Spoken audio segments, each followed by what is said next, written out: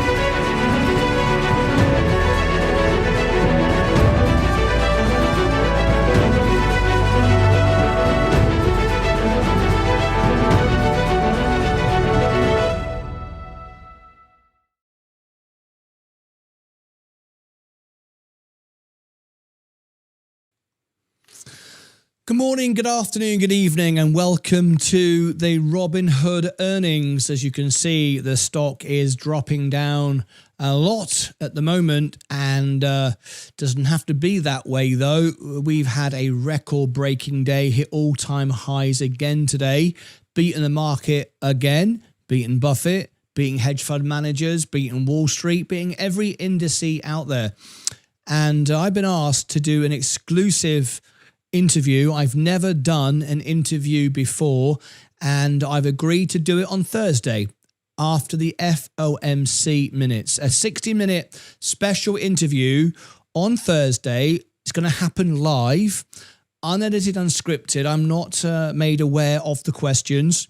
To have my trades and my wins challenged with technical analysis on them, because I make these claims and have done now for 3 years that I always beat the market, Buffett, Wall Street, hedge funds, and I have, and we've done it again today.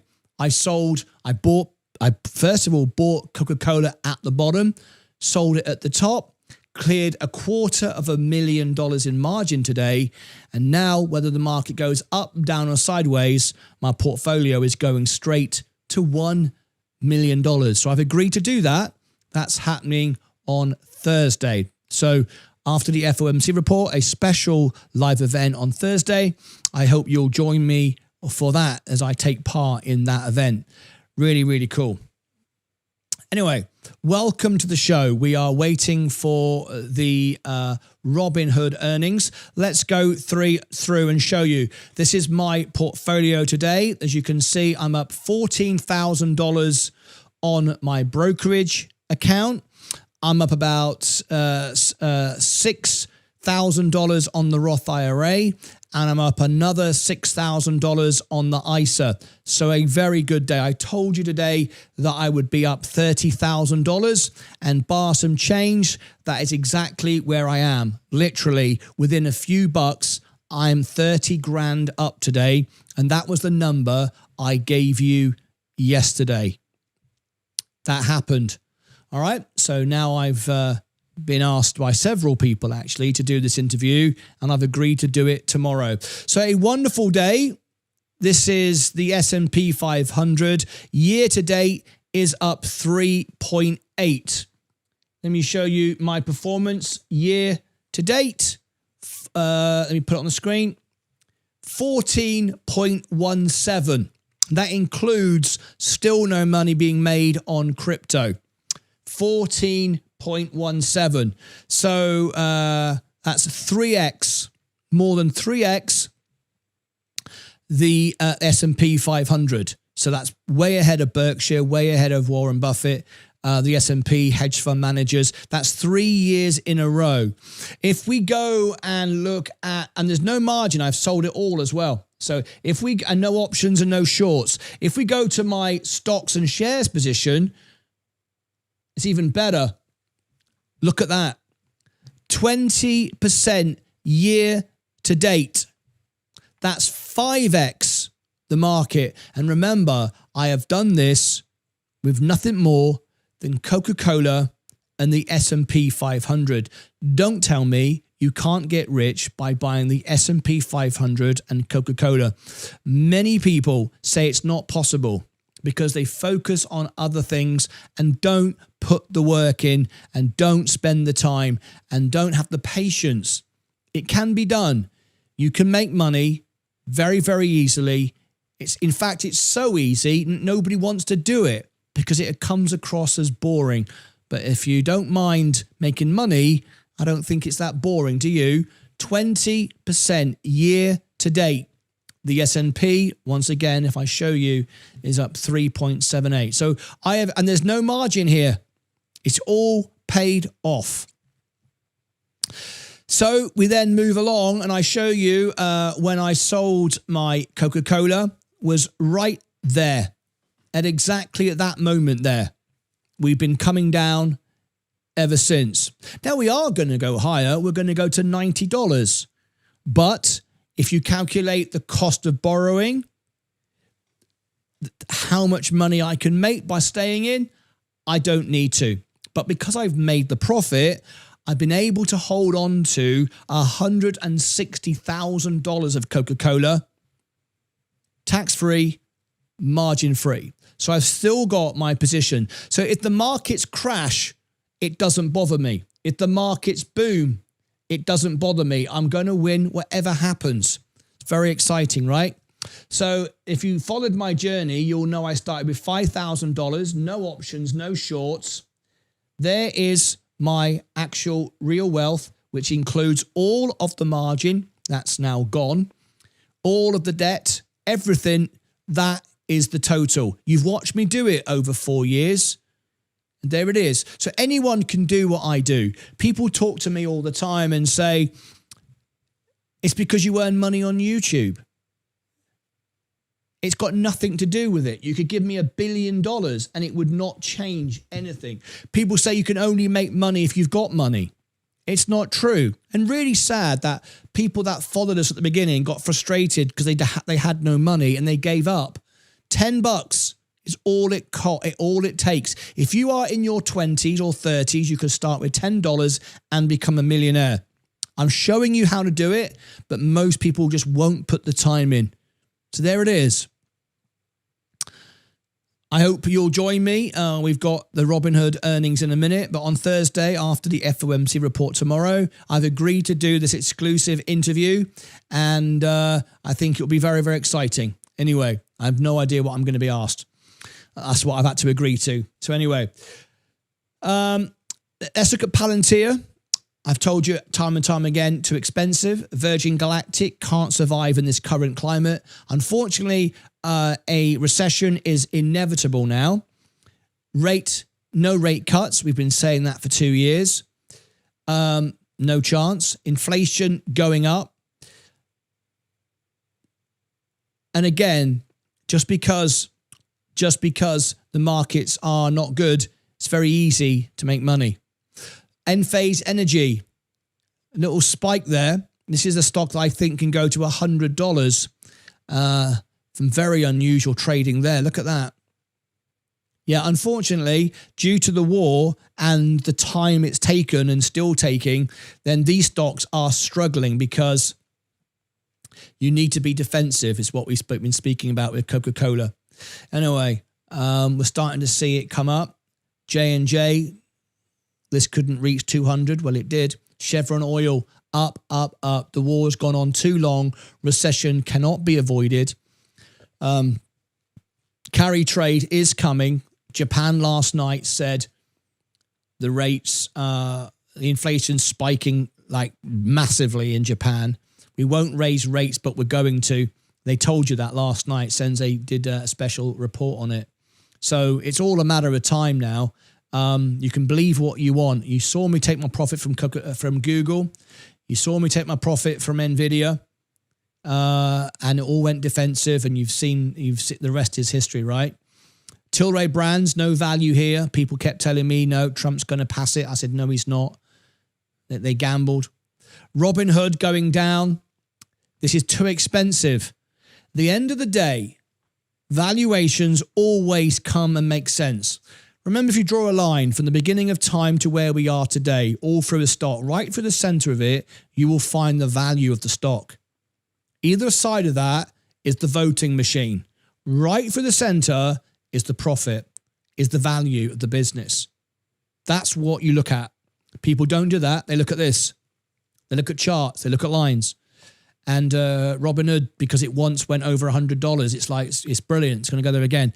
This is a great business, but the stock is ridiculously expensive, even at this price. As you know, we bought it a lot less than this and we sold it for 84. I'm not buying it today.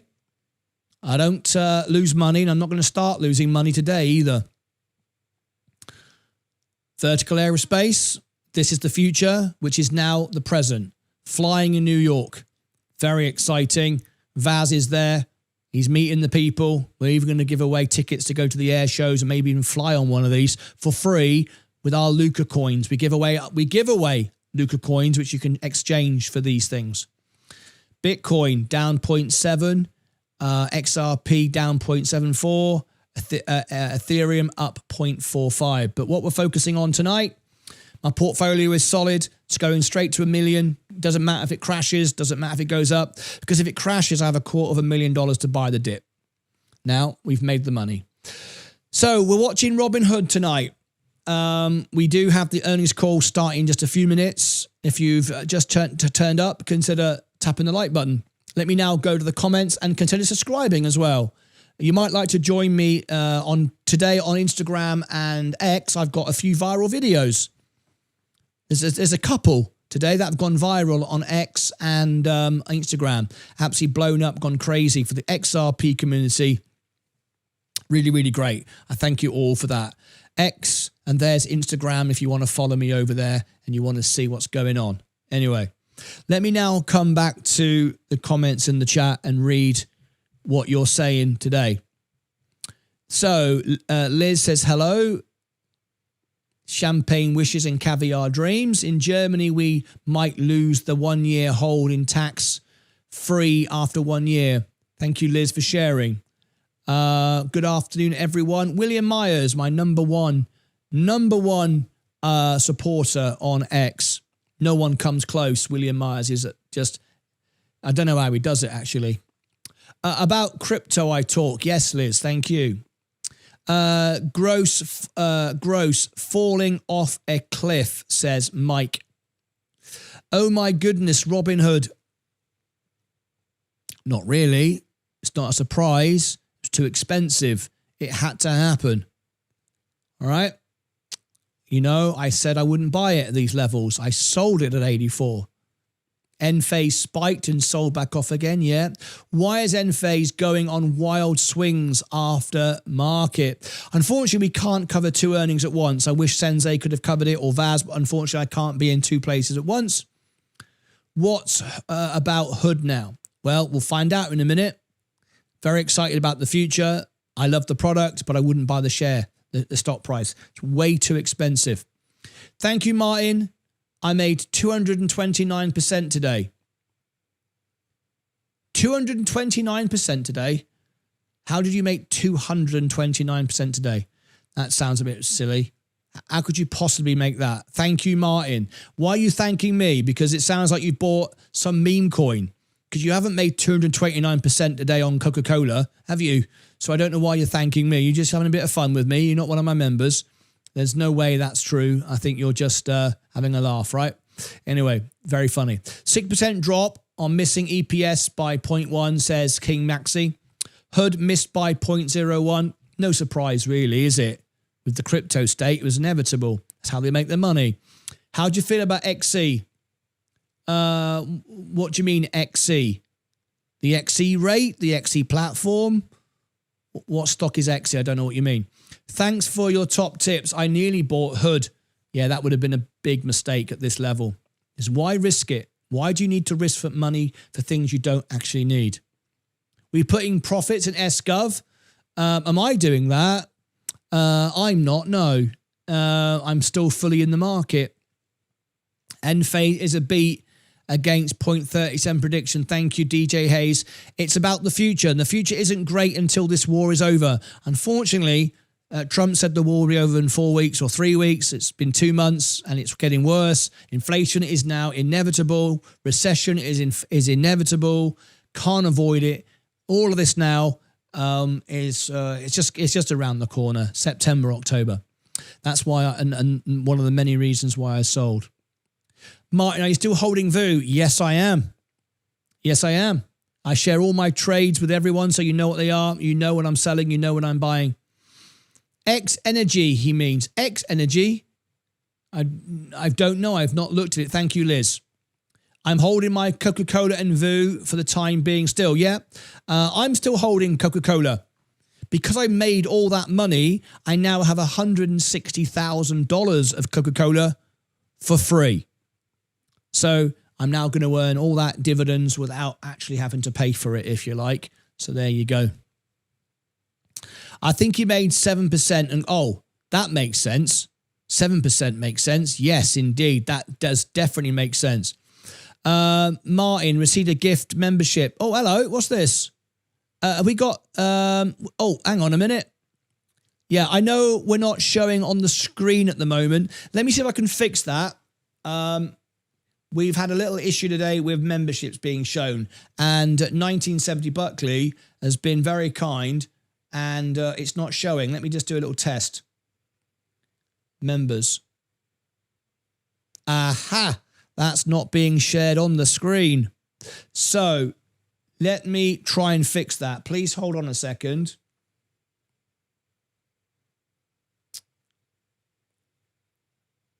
Now then, I'm going to have to be careful here because I don't want to reveal any secret information. Log out. Log in. Log in with YouTube. Just bear with me. Martyn Lucas Investor. Continue. Continue. Sometimes this happens.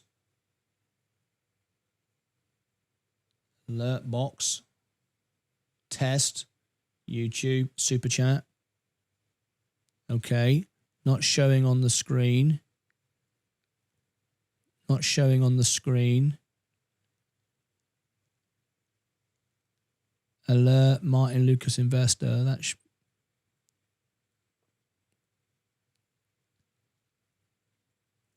okay. We are. I wonder if we have a change of code. Let me have a little look. No, there's nothing wrong with that. Save. Sometimes you have an issue with these things, and they still we still receive the super chats. They're still in the chat. We just can't sometimes share them on the screen. Okay, it's just the way it goes sometimes. Yeah, it's not sending through. And there's absolutely no reason for it. I've just double checked everything.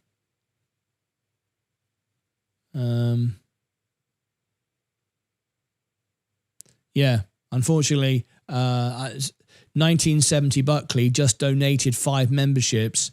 And I'm sorry, everyone can see it in the chat. It's helped the channel. Everyone can see it. It just didn't play it on the screen, unfortunately.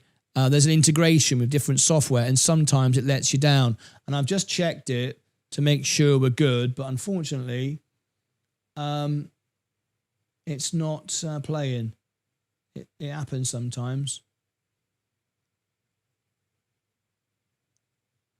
Yeah. Oh, hang on a minute. It's happening over there, just not happening on here. Well, that's interesting. Copy of alert. Okay.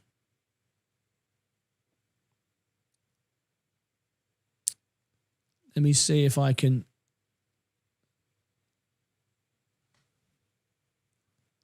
Let me see if I can reassign it. That's weird.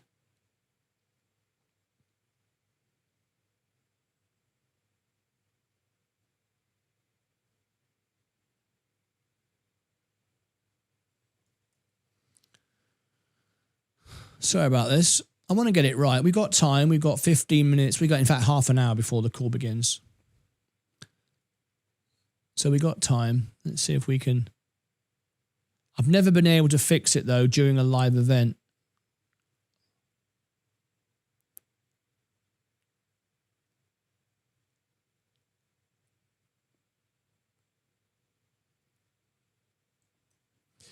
Never been able to do it during a live event. You have to sometimes restart the computer, and it doesn't always work then either. Let's have a look. Let's try that now.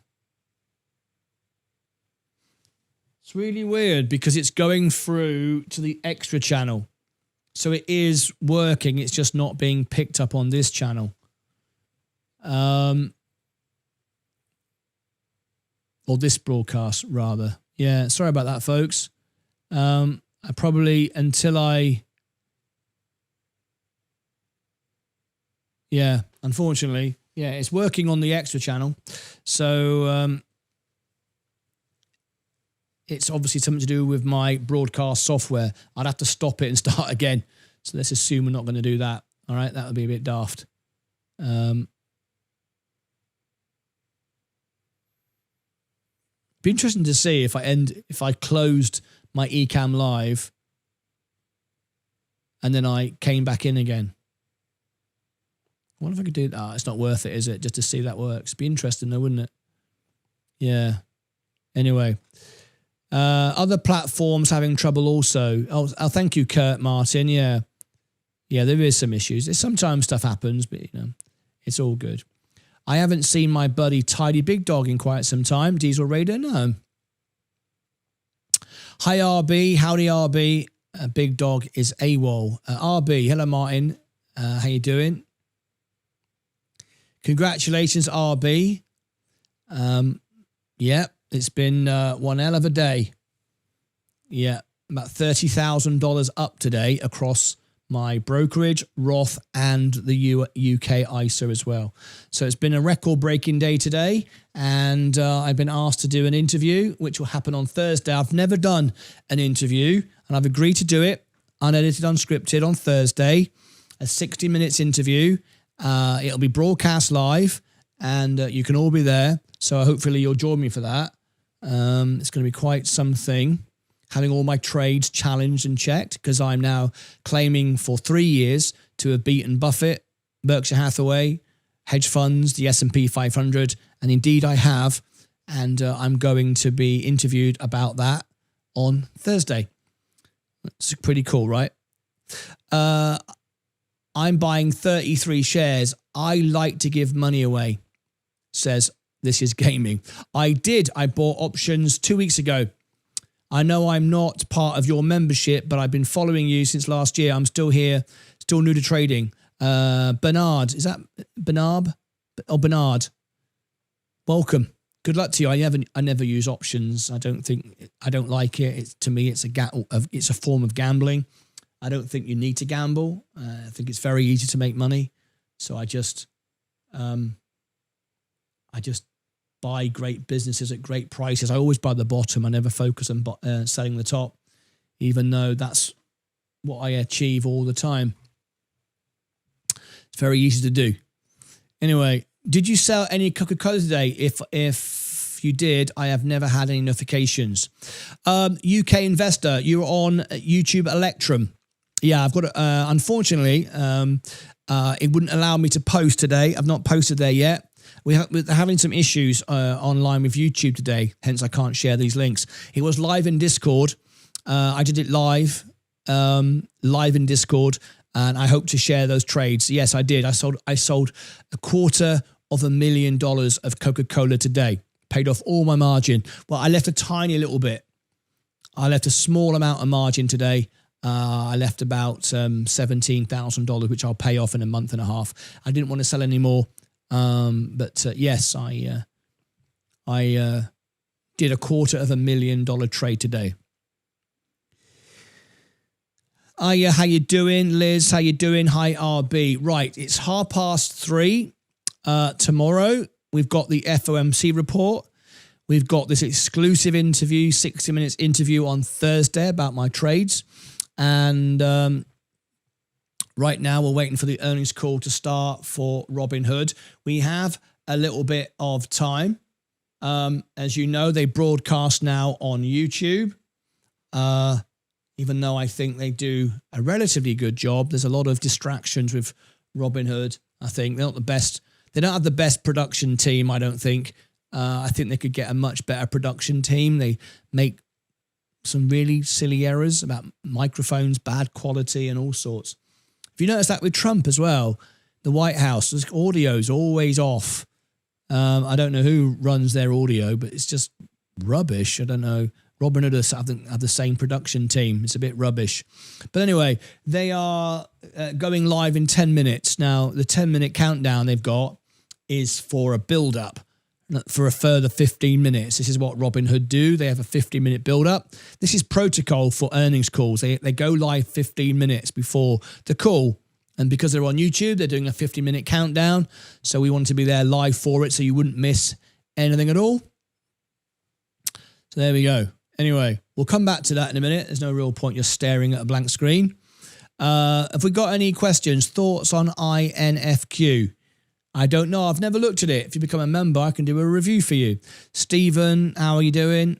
Hiya, Liz. Javi, I haven't owned any SLB. SLB is a great business. I reviewed that a few days ago. Fantastic business. One of the best, actually. Just an analysis on it. Anyway, there we go. So, unfortunately, Trump put a statement out today about the war, and the market isn't paying any attention anymore. I've got a friend at the White House. I've got friends at the bank, CEOs, and no one's listening to what Trump says anymore when it comes to the market. They understand the pumping and the dumping. They understand the inside trading, and they're just not interested. They just want the war to end. They're now pricing in recession, carry trade unwinds, inflation, and saying that the war will end in a minute, and saying the deals are going great, and no one believes it anymore. So it's a bit of a dangerous situation going on right now. That's what's happening at the moment. The market isn't even reacting to it anymore.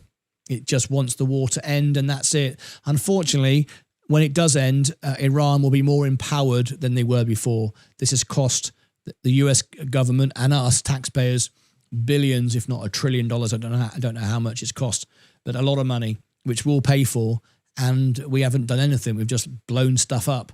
We should just have a firework display and blow stuff up. But Iran have got more power over oil now than ever before. And inflation is spiking everywhere. And you can't stop it now. We've gone past the tipping point. So we need to sell. We need to be in defensive positions. It's why I'm holding my Coca-Cola and prepare, because we now know Japan said last night they're not raising rates today, but they increased their inflation, nearly doubled it. So rates are going up. There's nothing you can do to stop it. So if you're in margin now and you've not got an exit plan, then you are in trouble. You need to make sure that you are protected. You need to be in a position where if your portfolio crashes, you are in a nice position, and it doesn't matter. If you're not, then you're in a bit of trouble, to be honest. That's what we've been trying to prepare for 4 years. And I think we've done a good job doing that.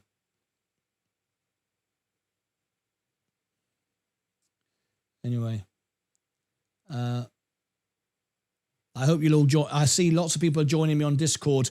There are no places today on Discord. We're full up today. If you are trying to get onto Discord now, we're limited places available now. We only allow a couple of places once we've onboarded people a day, because we're fully booked. We can't provide a service to the standard I want to thousands and thousands of people. So don't try and join Discord today. You will not be onboarded. We're now rejecting your applications. I know you go, well, I'm paying $4. Why can't I join? We just want a quality service, and so don't join today. I'll let you know when we're next onboarding. I told you that time would come. Well, it's come. We're now restricting the numbers that can be added. There's just not enough time to be able to do it properly. Those that are in are in. Once you leave, of course, you lose your spot. That's it. But anyway, Bitwise projecting XRP to 6 by the year's end. Well, Bitwise would, wouldn't they? Bitwise would. They've got self-interest and they're sponsored. Did you see today? Look at this, folks. Look at this. I'm now being bombarded by people every day because this channel is unique. It doesn't take sponsorship. Every YouTube channel on earth, over 100,000 subscribers in the financial space, takes sponsorship. Everyone does it. We take none. You can't buy this channel. You can't buy me. And a couple of days ago, I put this out to try and stop it. And since I did this, it's got even worse.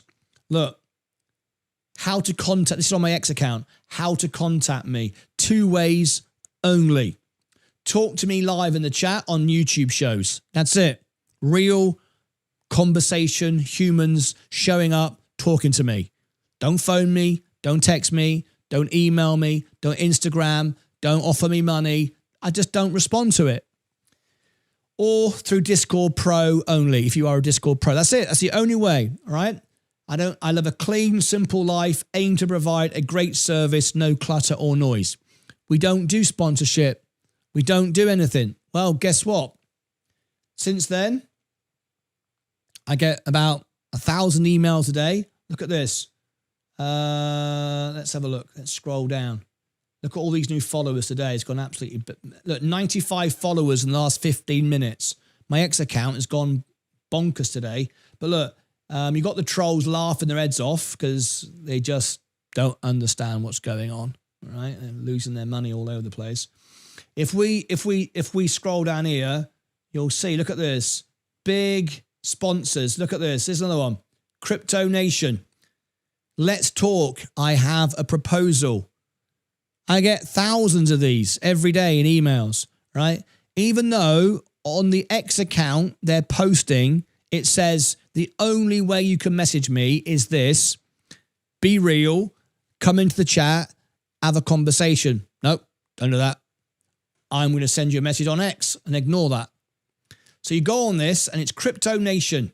Crypto Nation have $139,000 and they want to offer me money. They want to sponsor me. They want to buy the channel. I've had all sorts of people contact me. I get thousands of these a day in my inbox. And I don't respond to any of them. So if you're watching right now, Crypto Nation or anybody else, this is the only channel on YouTube TV in the world in the financial space that will not sell the channel to you or its viewers. Now, if Coca-Cola is watching and they want to give my audience a code where they can all go and get free crates of Coke, or a beer company that want to give free beer away, great, because you all win.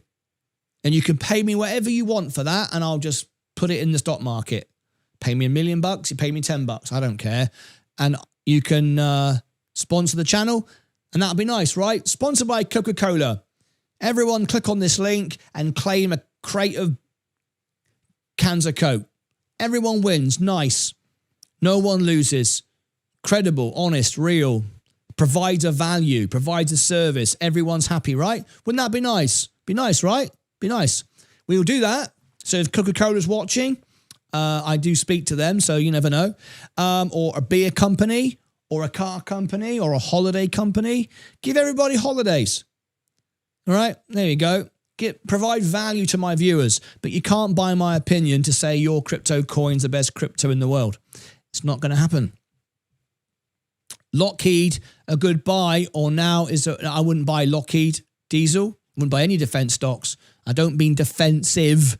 I wouldn't buy any defense stocks. Absolutely not. That time has come and gone. How do you figure Iran has more power now? How has Iran got more power now? Because it's getting the United States to pay billions to buy back its uranium. It now controls the flow of oil out of the Straits of Hormuz. It holds all the cards. Now, Trump will say he holds all the cards. He doesn't. Iran didn't control the Straits of Hormuz before. There was flow all the time. Now there's no flow. So, of course, Iran hold all the cards because all they've got to do is say, if anyone goes through the Straits of Hormuz today, we're going to blow you up. They don't have to have the power. They don't have to have an air force or a navy or an army. They just got to say it. And now enough people are scared enough to not go through. They control the world's economy. Simple. So it's costing billions of dollars to blow up little pointless little boats and little pointless $1,000 drones. And they're never going to give up. They don't have to give up. They could go on forever. They'll bankrupt America before they will because it costs them nothing just to be annoying. So Iran control it all, and hence why it hasn't stopped. If we had all this power to end the war, why haven't we? Because you can't bomb a country into submission. The only thing you can do is nuke the country, the whole country. Nuke it all. And if you did that, China and Russia would nuke America. So they can't do that. So what are you going to do? Sit down and negotiate. You can't negotiate with Iran because they'll just say, we want this. You won't give it us. We'll just keep being annoying. Unfortunately, Trump started the war and can't end it. We predicted this. We said it was going to happen, and it's happening. And you can't stop it now. So now Trump will eventually leave, and it will bankrupt America with so much debt, and Iran have more control than ever. Yeah, they've got lots of holes in the ground and blown up boats and ships, but that doesn't matter. Doesn't matter, does it? They control the power of the oil, so they've got the whole control of the whole economy. So, you know, you don't have to believe me. You just have to look at the facts. Is oil going back up again? Did the war end in 4 weeks like we were told? No, it's 2 months now, and there's no end in sight. Of course, any moment now, somebody will declare victory. But is it a victory? Of course it's not. What have we achieved? Blown up some stuff. Okay, great. Blown up some stuff. But now all you've got is a much more empowered regime with lots of angry generations that have lost their parents and stuff like that, now hate America even more. That's what you've got. That's what we got. Is that good? I don't see how that's good. Have we made friends with anybody? No. Have we alienated everybody? Yes. Is inflation going up? Yes. Is carry trade happening? Yes. Has oil gone up? Yes. So what have we won? I don't know. Nobody knows. There's not an economist on earth who can give you an answer to that. And there it is. It is what it is. So anyway, we've got Robinhood Earnings now just 10 minutes away. So let me refresh the screen. Here we go. This is what I told you. They've just gone to this now. This is just a bit of background music. I'll show you what they got. This is what we're getting now. So this is what we're going to get for another 10 minutes. So we're just waiting for the earnings call to start for Robinhood. I'm not buying Robinhood. I wouldn't buy Robinhood until we go down to sub $50. Now, some of you will say it can't go there. Yes, it can. And so can XRP to $1. Yes, it can. And I'll be there with my $250,000 and my 700 grand behind me to buy it. So we're not buying Robinhood because when crypto retraces, which it will, so will Robinhood. And that's what we're doing now. Okay. Great business. The stock price, remember, is not the business. And when you buy the business, that's what you pay. It's not like you buy the value of the business. You buy the price on the ticket. And the price on the ticket is too expensive. All right. It's exactly the same as if I told you this Ford Escape was a wonderful car. And you went, yeah, I love Fords. Yeah, it's a great car. All right. Great car. And it's historically book price $35,000. That's its price. That's what you can buy and sell it for today. Okay, great. Well, I want 100 grand for it. It's a great car. Would you pay 100 grand for a car worth 35? Well, of course you wouldn't, because you'd sell it for a loss and you'll depreciate. You can't make any money from that. Well, when you buy a business, you've got to buy it at the right price. And as I've shown you today, in fact, I did sell the top exactly to the penny. But it's not about the top. We talk about it often on the show. It's about buying the bottom. And people say, you can't buy the bottom. You can't time the market. Well, I've proven to you, you can. Using lots, selling, and with conviction, you can buy the bottom. I always buy the bottom. And that's why my portfolio is always beating the market. You can buy the bottom. Don't worry about the top. There's no such thing as the top. Where's the top? Today, tomorrow, next month, next year? The bottom definitely is the bottom. The top just runs forever, and everyone gets it wrong. They focus on the top. I've got to win. I've got to make money. No, what you've got to do is build a portfolio for the future, for when you do need money. What you've got to do is protect your money and not lose. And if you do that, you'll beat everybody, because everyone's running around trying to beat everybody all the time. It's the same as building a YouTube channel. I've said to you, we'll be the first channel to go to 1 billion, and I believe it because no one works this hard. And if you do the right thing, and you're seen to do the right thing, Mark Cuban, the most famous billionaire in the world after Elon Musk, said to me when I played in his house, Martyn, be the best of yourself and you'll always win because no one else is you. Everybody wants to be somebody else. Everybody tries to copy everybody else. Everybody wants to be part of a club. Everybody wants to be on social media buying their favorite Binky Bonk coin and joining your favorite cult following. What does that do? Nothing. Zero. It's not of any value whatsoever. But yet people do it. If you go alone, you don't need people to follow you. You do your own thing. You create your own path. And that way you focus on the facts in hand.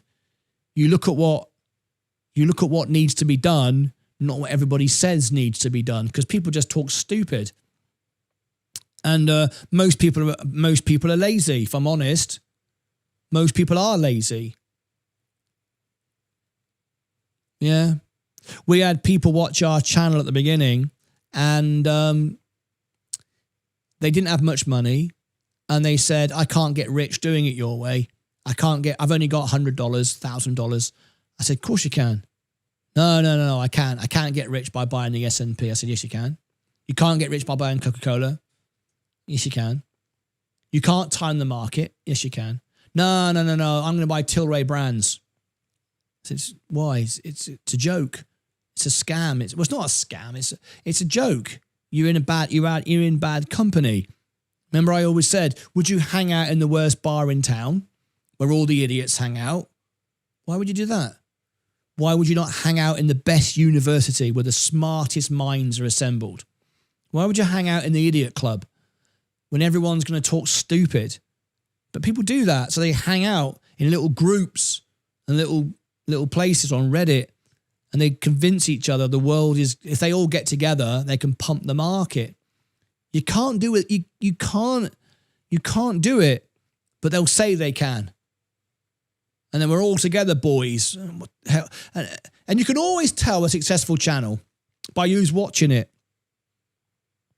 We have on this channel 13.8% ladies. This is why we get a lot of people want to sponsor the channel, because we have the best audience. We have smart investors. All our Discordians, all our members are all smart investors. Lots of smart people. They've been members since day one.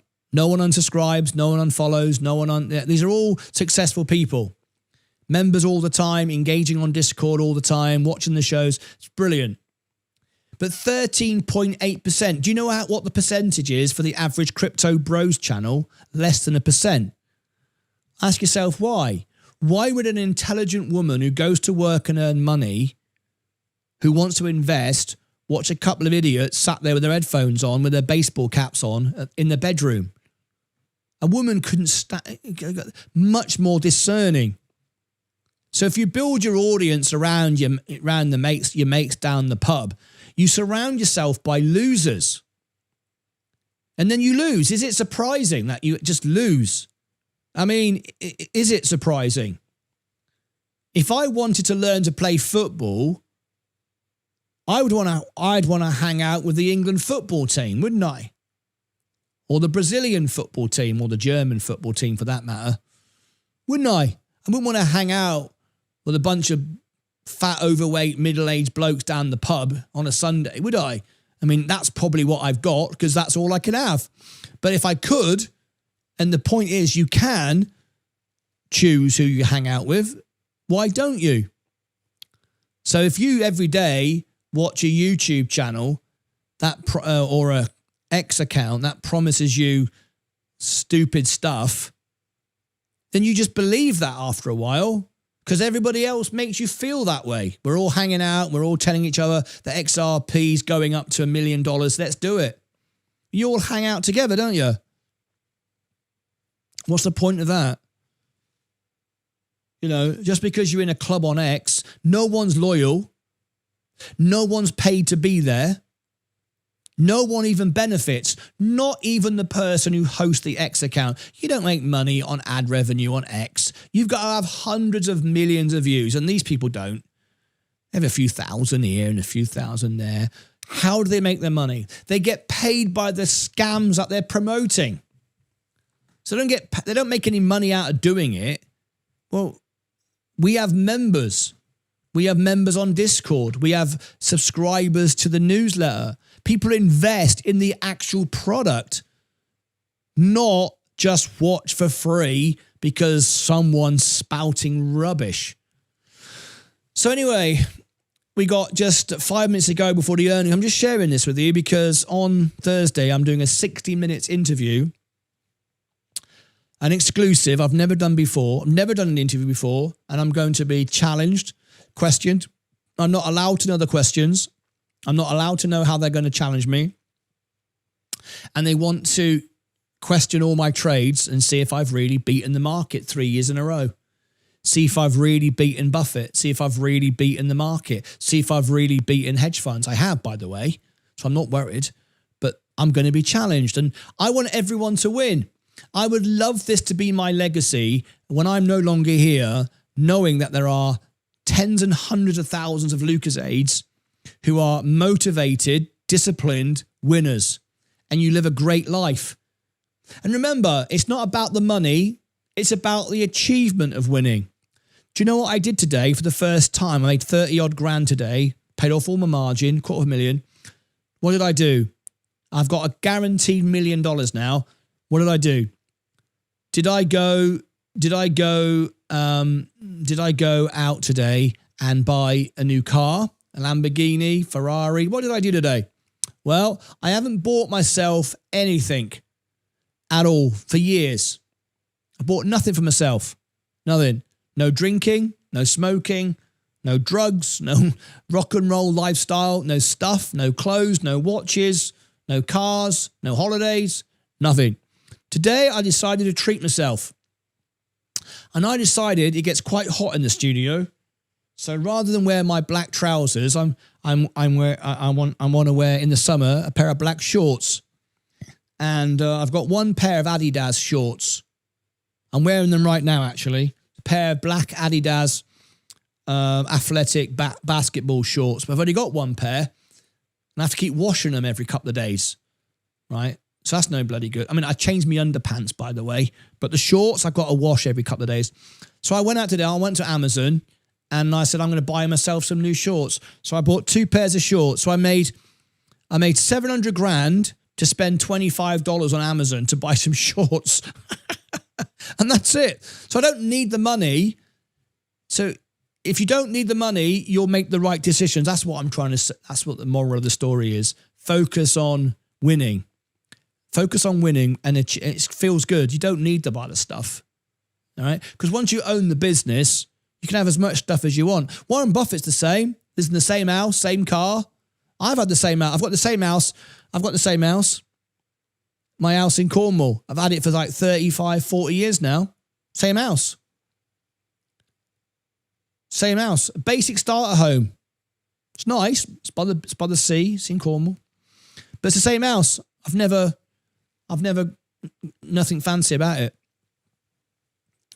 I only need one bedroom. I only need one office. I only need one toilet. One toilet, that's it.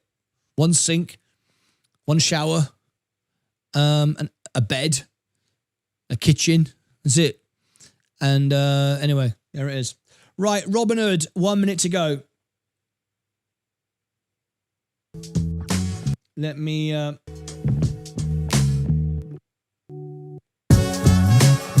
let me mute that. I'll mute the audio. When it begins, I'll bring it to you. So anyway, if you put the time in, folks, if you put the patience in, you can all win. It's really easy to make money. And I want everyone to win. That's essentially what I'm saying. Right.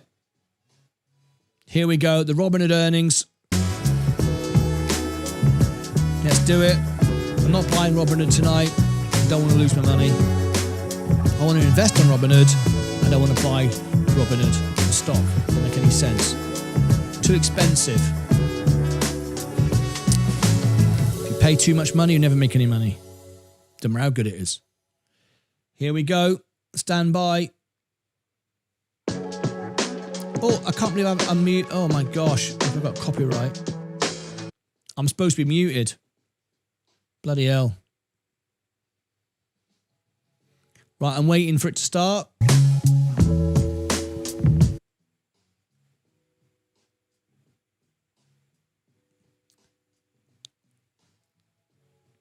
Okay, here we go. Just a few seconds to go.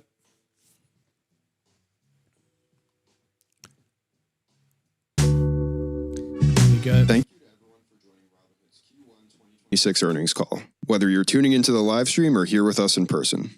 With us today are Chairman and CEO Vlad Tenev, CFO Shiv Verma, and VP of Corporate Finance and Investor Relations Chris Cagle. Vlad and Shiv will offer opening remarks and then open the call to Q&A. During the Q&A portion of the call, we will answer questions from the audience, which includes institutional research analysts, finance content creators who may hold an ownership position in Robinhood, and both institutional and retail shareholders. As a reminder, today's call will contain forward-looking statements. Actual results could differ materially from our current expectations, and we may not provide updates unless legally required. Potential risk factors that could cause differences, including regulatory developments that we continue to monitor, are described in the press release we issued today, the earnings presentation, and our SEC filings, all of which can be found at investors.robinhood.com. Today's discussion will also include non-GAAP financial measures. Reconciliations to the GAAP measures we consider most directly comparable can be found in the earnings presentation. With that, please welcome Vlad and Shiv.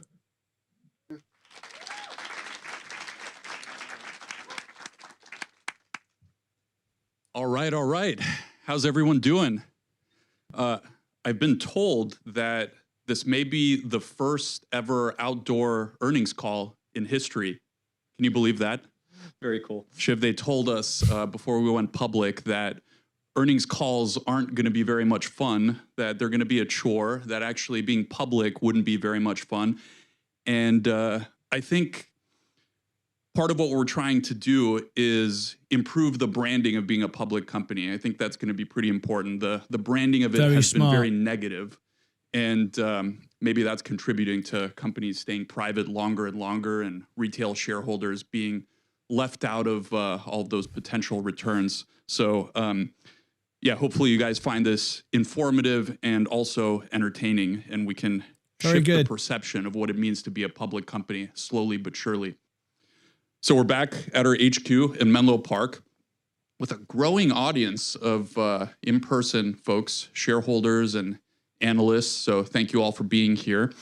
Before I get into the meat of it, of Q1, I want to highlight a historic milestone in our mission to democratize finance for all: Trump accounts.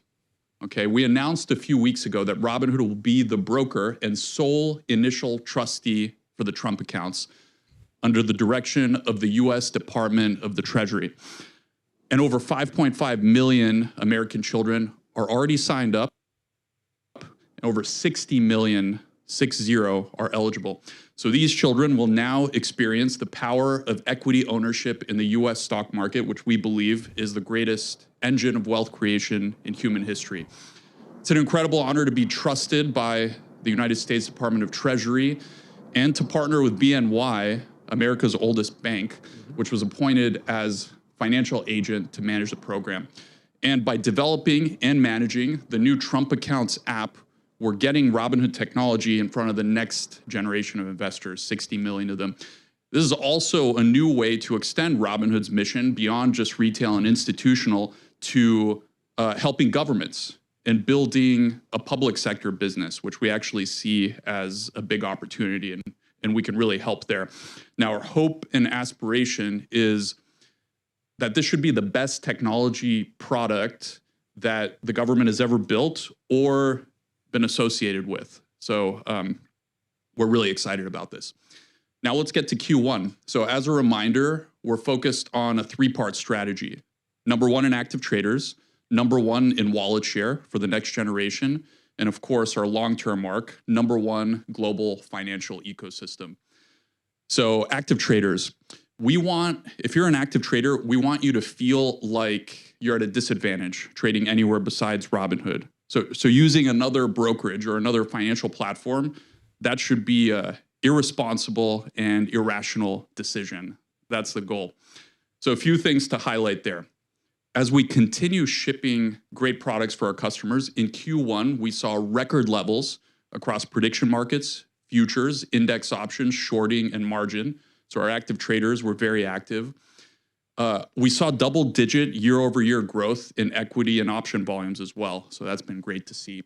Now, looking at prediction markets specifically, we're really spending time getting ready for the Q2 launch of our JV with Susquehanna. This is our exchange, Rothera, and that's coming later this quarter. So very excited about that. Now today, Robinhood is the largest retail brokerage firm in prediction markets, and we've been one of the first to adopt the new asset class. Susquehanna is one of the largest market makers. And in the past, up until now, we've been relying on third-party exchanges. With the launch of Rothera, this vertical integration gives us a couple of things. It really gives us end-to-end control of the customer experience, including product selection and pricing. So we'll have more control over what products and what pricing. It's a terrible idea, by the way. Which I think is going to be prediction very, markets very nice. Is terrible. It's stopping Moving people on, investing Robinhood Social. wisely. Strong engagement. It We've makes rolled them out money. Robinhood Good for the Social stock, to the first rubbish for the 10,000 customer. customers. And what we're hearing is they absolutely love verified profiles. They love verified returns and trades. So if you remember, the value prop for Robinhood Social, as opposed to other social media platforms or places where you can chat about your finances, is you have a guarantee that customers have actual skin in the game with real positions and real returns. And it seems like that's proving out. People love that. And we're working to add new requested features on a weekly basis. So these are things like live stock charts, expanded personal profiles, tools to find other traders. And we're also bringing popular creators on the platform. And there's really been strong demand from creators to participate in this network. Second, wallet share. We are building our customers' financial super app. We can see that this is starting to resonate with customers. Across retirement, gold credit card, strategies, and banking, customers added 500,000 funded accounts in Q1 and more than 1.5 million in the past year. And so we're really continuing to broaden the offering beyond just brokerage. I'd give a special highlight to Robinhood Banking. So Robinhood Banking grew 5x since the last earnings. It's rapidly become a leading premium digital banking offering. And I think it's really one of a kind in that category. Over $2 billion in net deposits, over 125,000 funded customers, and I think most interestingly, a 40% direct deposit rate. Okay, so that's a 40% direct deposit attach rate, which tells us this isn't just an add-on to your brokerage account for keeping your extra cash. People are thinking about this as a primary bank account. So I think that gets me very excited. I know Shiv as well. Gold Card. Okay, gold credit cards have also surpassed 800,000 customers with annualized purchase volume, APV, of $15 billion. So this is a heavy purchasing card already. The credit performance continues to be strong, and we're on track to surpass 1 million cards and 100 million ARR this year, and well before the end of the year as well. Demand for the new Platinum card, which if you guys saw the Take Flight event, it was very popular. The card is, I believe, the heaviest credit card on the market. So demand for it has exceeded our expectations. We look forward to rolling out in the coming months. And we're responding to initial feedback. So the great thing about this team, they iterate, and I think you're gonna see a better product than what was even unveiled. So that's very exciting. Moving on to our third and long-term arc, global financial ecosystem. We're making progress as we expand to different markets around the world. International's picking up, and we approach 1 million funded customers. We plan to launch crypto in Canada around mid-year. Remember, this is via our WonderFi acquisition from last year.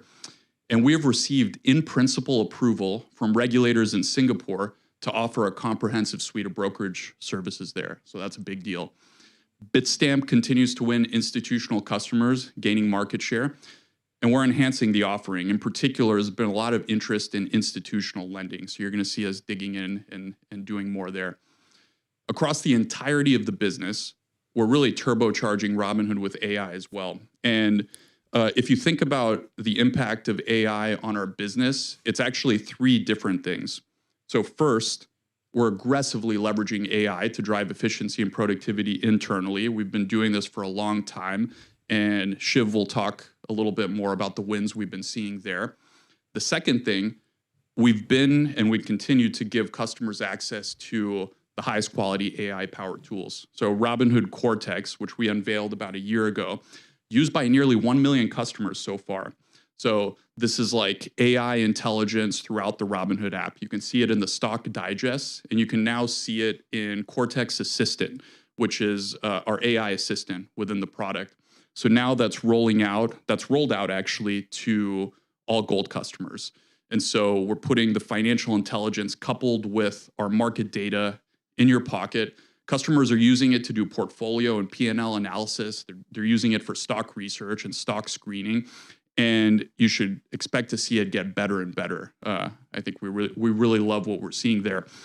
And we're also, you could tell last December, there was a step change in the agentic capabilities in these AI models. And of course, we're working to bring the frontier capabilities into your product. And we've been spending a lot of time chiseling what an agentic product could look like.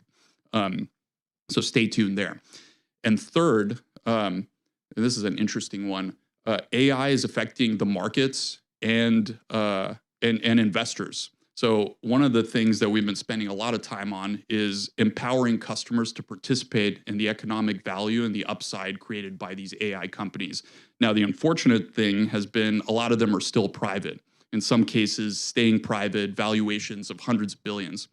But Robinhood Ventures was built to solve this. And Robinhood Ventures' first fund, RVI, had its IPO in March. We have a great portfolio of late-stage frontier companies, and we just added OpenAI last week, which was awesome. Now, we're also hearing from customers that they want access to emerging AI companies at an even earlier stage. And we've already begun building the initial portfolio for our next fund, RVII, so the second RVI. We're excited to share more soon, but I think part of this is just building the capability now that we've proven out that private markets democratization is a real thing, making it a bigger thing. And the aspiration is that if you're a founder, retail should be part of the initial seed capital for your company. And I think once we succeed in this, we could actually move the needle on entrepreneurship in this country and make it so that this is better for entrepreneurs. They can access retail and get even more capital. So taking all of this together, the relentless product velocity has driven another quarter of strong business results. Total net revenues grew 15% year over year to 1.1 billion. Net deposits were 18 billion, which is another quarter of 20% plus annualized net deposit growth, and our third highest ever. Gold subscribers, 36% year over year growth to a record 4.3 million. And that's 16% attach rate relative Just to the margin total paid customer off. base. I'm not And selling my 40% shares. of I'm new still in my customers shares. in Q1. Just so we're margin. seeing customers adopting Gold very quickly, and that gets us very energized. Now, looking ahead, we've got some great new products to share. So as I mentioned earlier, we've been working hard on extending agentic capabilities into Robinhood Cortex and your Robinhood experience. So you should see some exciting products coming in late May. So that's next month. Plus, we've got a crypto event coming up as well. That's going to be early July in the United Kingdom. We'll be holding, so that's two things coming up very shortly. We're also holding our annual Hood Summit for active traders in the fall. And, you know, I've been reviewing what's on deck for that one. And crypto in the UK would be great. Send money from the US to the UK in the why don't I app. turn it over to Shiv now to discuss our financials, and then we'll circle back for the Q&A. All right. Shiv. Well, thank you, Vlad. So before we get started on financials, I wanted to share three big takeaways from the Q1. First, as Vlad mentioned, our product velocity continues to accelerate. So we're investing for the long term, we're aggressively leveraging AI across the business, and this is leading products being shipped faster than ever. Second, we delivered another strong quarter of 20% annualized net deposit growth. As a reminder, this is our North Star KPI. It's great to see customers continue to trust us with their assets. Even with the macro backdrop, which was more challenging to start the year, customers remain engaged, they deposit on the platform, and they're rapidly adopting our new products. Banking, as example, as Vlad mentioned. So all this put together, it led to 15% year-over-year revenue growth and 50% adjusted EBITDA margins. And third, big takeaway is Q2 is off to a good start in April. So trading volumes for equities and options are on track to be our highest month of the year and actually our second highest month in history. Net deposits, they're already approximately $5 billion month to date. That's great to see. And retirement assets just crossed $30 billion. So really great to see customers continuing to invest for the long term on Robinhood. So let's go to the Q1 results, and all of this is compared to a year ago. So first, revenues grew 15% to $1.07 billion, and this was driven by growth across the entire business. So transaction volumes, they increased with growth in equities and options, and we had a record quarter for both prediction markets and futures. If you look at interest earning assets, they also continue to grow, and they more than offset the lower short-term interest rates. So really great to see net interest margin grow as well. And then other revenues were up as Gold subscribers reached a new all-time high, 4.3 million subscribers. So really great to see the adoption there. And we also continue to stay disciplined on our costs. So we managed Q1 expenses to be significantly lower than our outlook. So adjusted OpEx and SBC was $607 million. And this included $14 million of costs related to Rothera and Trump accounts that actually were not included in our outlook. So when I looked ahead to the rest of the year, we expect to invest an incremental $100 million into building Trump accounts, with approximately half of these in Q2 as we prepare to launch. As Vlad said, we're super excited for this. So these costs include building an exceptional user experience and actually a brand new app, also ensuring we have best-in-class customer service, and then giving customers access to really great educational context. Importantly, I would also note that our work for Trump accounts is contracted on a cost-plus basis with a small margin. So we expect revenues to exceed costs for this project. So given this $100 million investment in building Trump accounts, we are raising our full year 2026 outlook for adjusted OpEx and SBC by equivalent $100 million, and so our updated range is $2.7 to $2.825 billion. So turning to capital allocation, we spent a lot of time here. We've also leaned in on share repurchases to start the year. So far this year, we've already repurchased over $300 million or 4 million of our shares, which keeps share count on track to be approximately flat this quarter. And as we've said before, the denominator matters. Additionally, in March, our board refreshed our share repurchase authorization to $1.5 billion. So this reflects the great confidence and opportunities we have ahead. So looking ahead, just want to share a few top of minds that we're also thinking about. First, we're going to continue investing for the long term while maintaining our disciplined approach to costs. So customers are responding incredibly well to our new products, and our product velocity, as we said, is faster than ever. We believe this combination can deliver outsized growth for years to come. But at the same time, we want to remain disciplined in the way we invest capital. And so we're continuing to underwrite each investment to strong long-term ROIs. Second, we are also increasing our focus on top-of-funnel customer growth. So this is something new again. While we continue to add customers organically, we think there is an opportunity to improve our customer growth rate, both in the US and internationally. So we're starting to allocate more of our investments and capital to adding new customers again, while still maintaining our focus on the strong annualized net deposit growth. And this is all in addition to supporting Trump accounts, which also puts the Robinhood technology in front of the next generation of investors. And third, we're leaning into investments in AI, both in the customer-facing products and internally. So Vlad spoke to a lot of the customer efforts, but we also believe making AI native to our workflows is just as fundamental to winning. So last quarter, if you remember, we shared the 9-figure efficiency benefits we've already generated in engineering and customer support. But we are now giving every team the tools and mandate to adopt AI into their daily workflows, to drive productivity while also making the experience of working at Robinhood even better.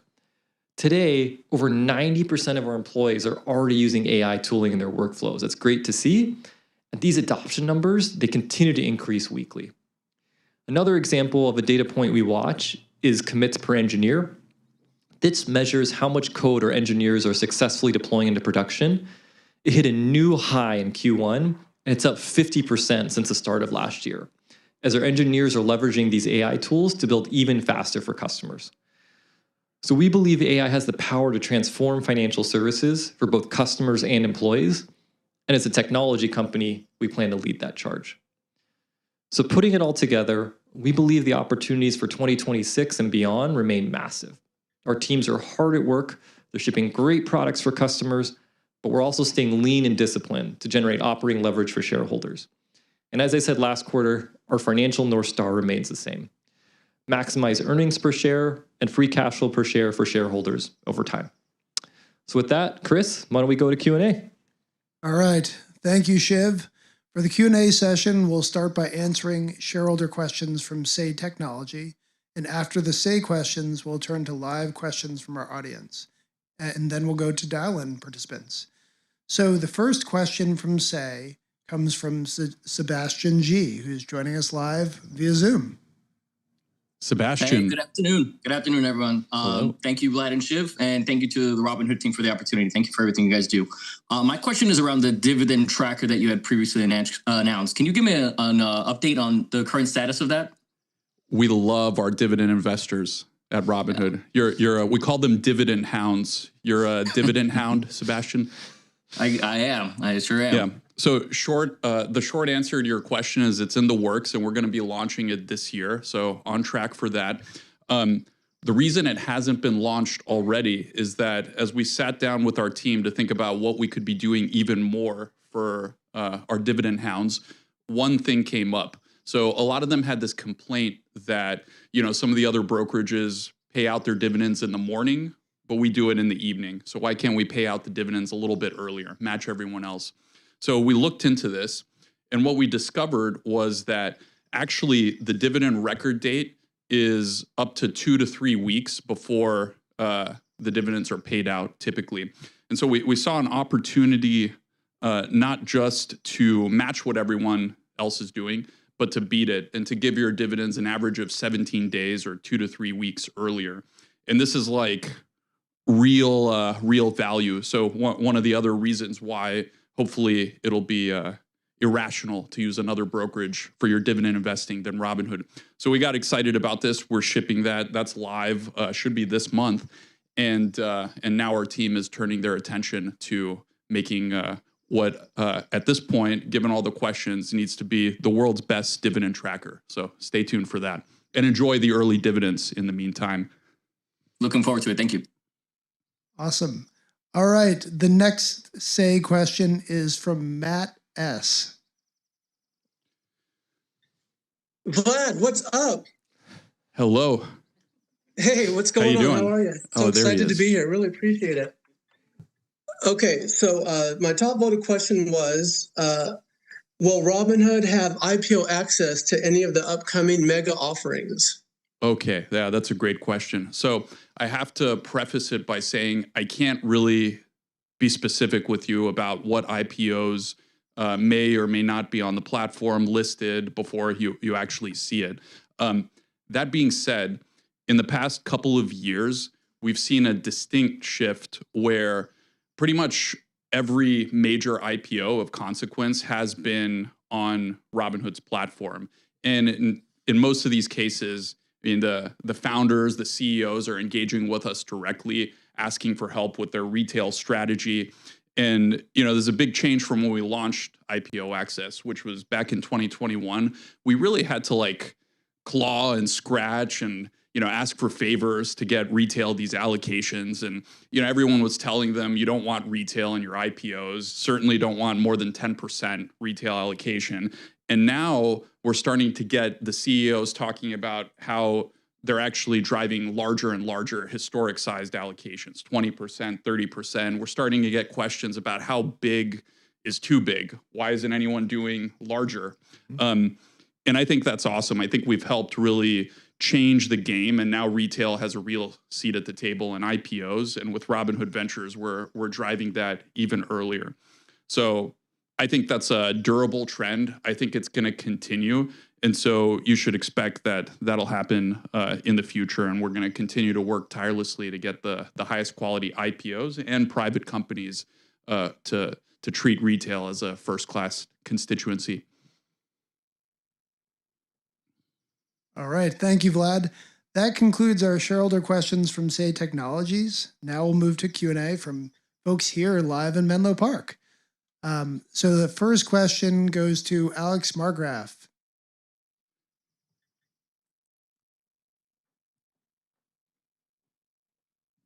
Thanks. Hey guys, Alex Markgraf from KeyBank. Maybe a couple questions, Vlad. Just one on Shiv's comment on customer growth. I mean, the Trump account effort's obviously one source, but as you think about other sources of customer growth, when you're putting some more capital behind it, where does your mind go? Yeah, I mean, I think that there's a lot that we could be doing both on the product side, just making onboarding simpler, getting customers to see the value easier, right? And I think a lot of those surfaces, since we've in the past few years turned our attention more to deepening relationships with customers, getting higher value customers to get more value, we've been spending a little bit less attention and focus on how to make the top of funnel simpler and easier to get through. And in particular, now we have lots of products, right? So there's lots of things to market, lots of things we can put in front of customers. We really have executed on this vision of building a comprehensive financial services platform. So the challenge now is how do we kind of like organize these things for customers and make them so that we deliver the thing that you're looking for as quickly as possible, and not to kind of like clutter the interface and experience. And I think we're also seeing really good impact from our marketing activities. Marketing continues to be very high ROI for us, and that just gives us more and more levers. Right. Maybe Shiv, on OpEx, last quarter we talked about the profitable growth framework. As you think about the flexibility that showed up in the first quarter around the $607 million, when you look at the rest of the year, maybe help us think about where the flexibility exists to on the lower side, if need be, to ensure that profitable growth framework. Yeah, great question. So our North Star is still the same. We want to drive free cash flow per share and earnings per share over the long term. So that means we need to be making investments. So we want to keep doing that. Customers responding incredibly well. At the same time, we want to be disciplined. And so we're constantly re-underwriting everything we're doing, making sure it still makes sense and where we want to put our capital. 85 to 90% of our costs are fixed, but a large portion are discretionary. So as a software platform, we're constantly looking at what's the right allocation of resources internally. We also have marketing spend, as Vlad mentioned. We also have some variable costs, even though predominantly fixed. So I feel really good about our outlook. We're still building for the long term. We came in better this quarter and we're continuing to monitor it. But I want us to be investing for the long term. And then if we need to, we also have some levers we can pull. All right. Thank you, Alex. Now, Alex just had his second child, so we let him have 2 questions. But for the next, for the remainder of the question askers, please limit yourself to 1 question. All right. So the next question is from Dan Fannon. Thanks, Dan Fannon from Jefferies. So wanted to just talk more broadly about the health of your customer base, given and the resiliency, given all the market volatility we've seen to start the year. And then you gave some comments about April, only mentioned a few asset classes. So maybe expand a bit upon outside of just options and equities, maybe crypto, prediction markets, sec lending, any of the other kind of areas where you're seeing any change in behavior as you go into 2Q versus what we saw in the first quarter. Yeah, I'm happy to start. Go for it. So our North Star KPI is just net deposits. Like that is our customers healthy? Are they trusting us? 18 billion in Q1, despite was a really tough macro backdrop. If you recall, to start the year, there was a government shutdown, a software sell-off, and then a global conflict. Despite all of that, our customers remain resilient. I think the big difference from a couple of years ago is, one, we're a lot more diversified. So there's a lot of different products that customers are using. We mentioned banking, for example, Robinhood credit card. We also have Robinhood strategies. That's our robo-like product that has over $1.5 billion. And so regardless of the macro backdrop, customers are using that. The second thing is we have more active trader tools. So we now have index options, which allows you to go long or short. We also have shorting, which is growing nicely. So for more active traders, they're continuing to remain engaged. On your question on April specifically, really healthy volumes across equities and options, as I mentioned. Prediction markets, it's on track to be around 3 billion and probably our second highest month ever. So really strong engagement there. So everything we're seeing is the customer is healthy, they're engaged, a little bit more activity from the active trader constituency. But the thesis was if you build great products, if you diversify, if you give active traders the tools, they'll be there throughout the cycle. And that's what we've seen thus far. Great. Thank you, Shiv. Any other questions? Jeff John Roberts.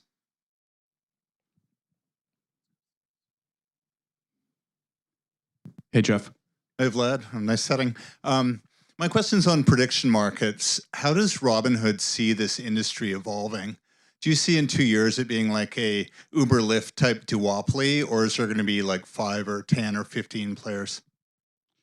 Yeah, I mean, remember, prediction markets happens at various layers, right? So right now we're kind of think of us as a brokerage, and then there's a variety of exchanges, and there's there's sort of the main ones that are in the news, and also a lot of the other players are growing their own exchanges, building their own, going through the CFTC registration process. There's probably been over a dozen. Probably more than that. So I think we should expect to see some consolidation, because frankly, if you look at all of these dozens of new exchanges that are popping up, there's not a lot of differentiation. And I think differentiation really comes down to who has an established, engaged customer base and who has a unique advantage with economics. And one of the things I think we're unique with is we've got 27 million funded Robinhood is accounts now in getting the more US. interesting to buy. And through our I'm not partnership buying it with yet. SIG, I said to you it was too expensive before the call. which is there we go. One of the leading market makers. It's now in the becoming asset class. interesting. We believe that but we not yet. only have an advantage with retail, but also institutional as well. So I think the asset class is going to continue to grow. We're very, very early. We're starting to see the beginnings of diversification outside of sports. So that's been increasing. I do think, and it's hard to predict the exact timing. I don't believe there will be dozens of DCMs in the future. I think there will be some consolidation, and I think we should see that shaking out in the next couple of years. All right. Thank you, Vlad. Are there any other people here who would like in person to ask a question? Don't be shy. I would. I definitely would. No? Okay. Well, then let's go to the Zoom queue. All right. So for those who are joining us on Zoom, please raise your hand. I'd love to get let a us know chance that to go to you'd this like to event. ask a question. So I'm seeing the first question is coming from Devin Ryan at Citizens. Hey, Vlad. Hey, Shiv. How are you? Hey, Devin. Doing well, thanks. Good to see you. Question, want to dig in on the recent announcement on the pattern day trader elimination and just get your thoughts on what does that mean for Robinhood, for your customers, for kind of modernization and democratization kind of near term? And then, bigger picture, how do you see this playing into, I don't know, themes like agentic trading and maybe the ability for customers to trade a lot more than maybe they otherwise would have been able to do. So just love some thoughts on kind of both near term and longer term, what this means for you. Yeah, I think it's fantastic. I mean, this rule, so for those of you that aren't familiar, probably most are, but pattern day trading rules prevent day trading effectively for customers that have under $25,000 in their account. So when I say vestigial and kind of outdated, it's this old notion that the amount of money you have in your account or your account balance dictates how sophisticated or knowledgeable you are, right? And we've seen that maybe in the past when we had lack of good information, this was kind of a reasonable proxy, but now we have tons of information, so it makes less sense. Moreover, the way this rule works is if you fall backwards and trip over and become flagged a pattern day trader, effectively, if you want to trade, you would have to churn out of your Robinhood account and go to another brokerage. So it wasn't even, this follows you around as a customer. It's just on a per brokerage basis. And since we were getting the lion's share of new customers, we felt like this disproportionately affected us. So excited to see it go. This, along with the accreditation rules, are kind of like vestigial rules that tie sophistication with account balance, which we think is wrong. And we're excited that there's progress there. And obviously, as you can tell, we're ready to go. The team is excited to go live with the new logic, and I think it's a great step by FINRA to push this through. All right. Thank you, Vlad. The next question is from Dan Dolov from Mizuho. Hey guys, hey Vlad, hey Shiv. Looks like you're in a much better place than I am. Is that why you're not on video? We're I'm in New York. So great stuff here. Everything sounds really amazing and promising. I was very impressed by the agentic trading commentary. Maybe can you educate us a little bit what you guys are doing? Because if anyone's at the forefront of agentic trading, it is probably going to be Robinhood. So I'm really curious to know, what you guys are doing there. Yeah, and I'm sure a lot of people would like to hear that as well. You caught that in my prepared remarks, right? My preference really isn't to reveal too much about products before we ship them, but we've got a lot planned this year. I mean, there's 3 events that I just announced. So we're going to be launching some stuff in May. Then we've got the crypto event in early July. And then we have Hood Summit. That's going to be our active trader event, 3rd annual in the fall. And I just reviewed kind of the docket for that. You can imagine AI agents and putting the best financial intelligence in our customers' hands is going to be a starting player in the starting 5 of most, if not all, of those events. So, and I should say, there's been a lot of noise about this by the industry. I don't think anyone's kind of figured anything out yet. So we're still early, and you should expect us to be not just early, but kind of at the forefront. RB, it definitely can go to $50. Thank you, Vlad. The next question is from Stephen Chubak it definitely can go to $50.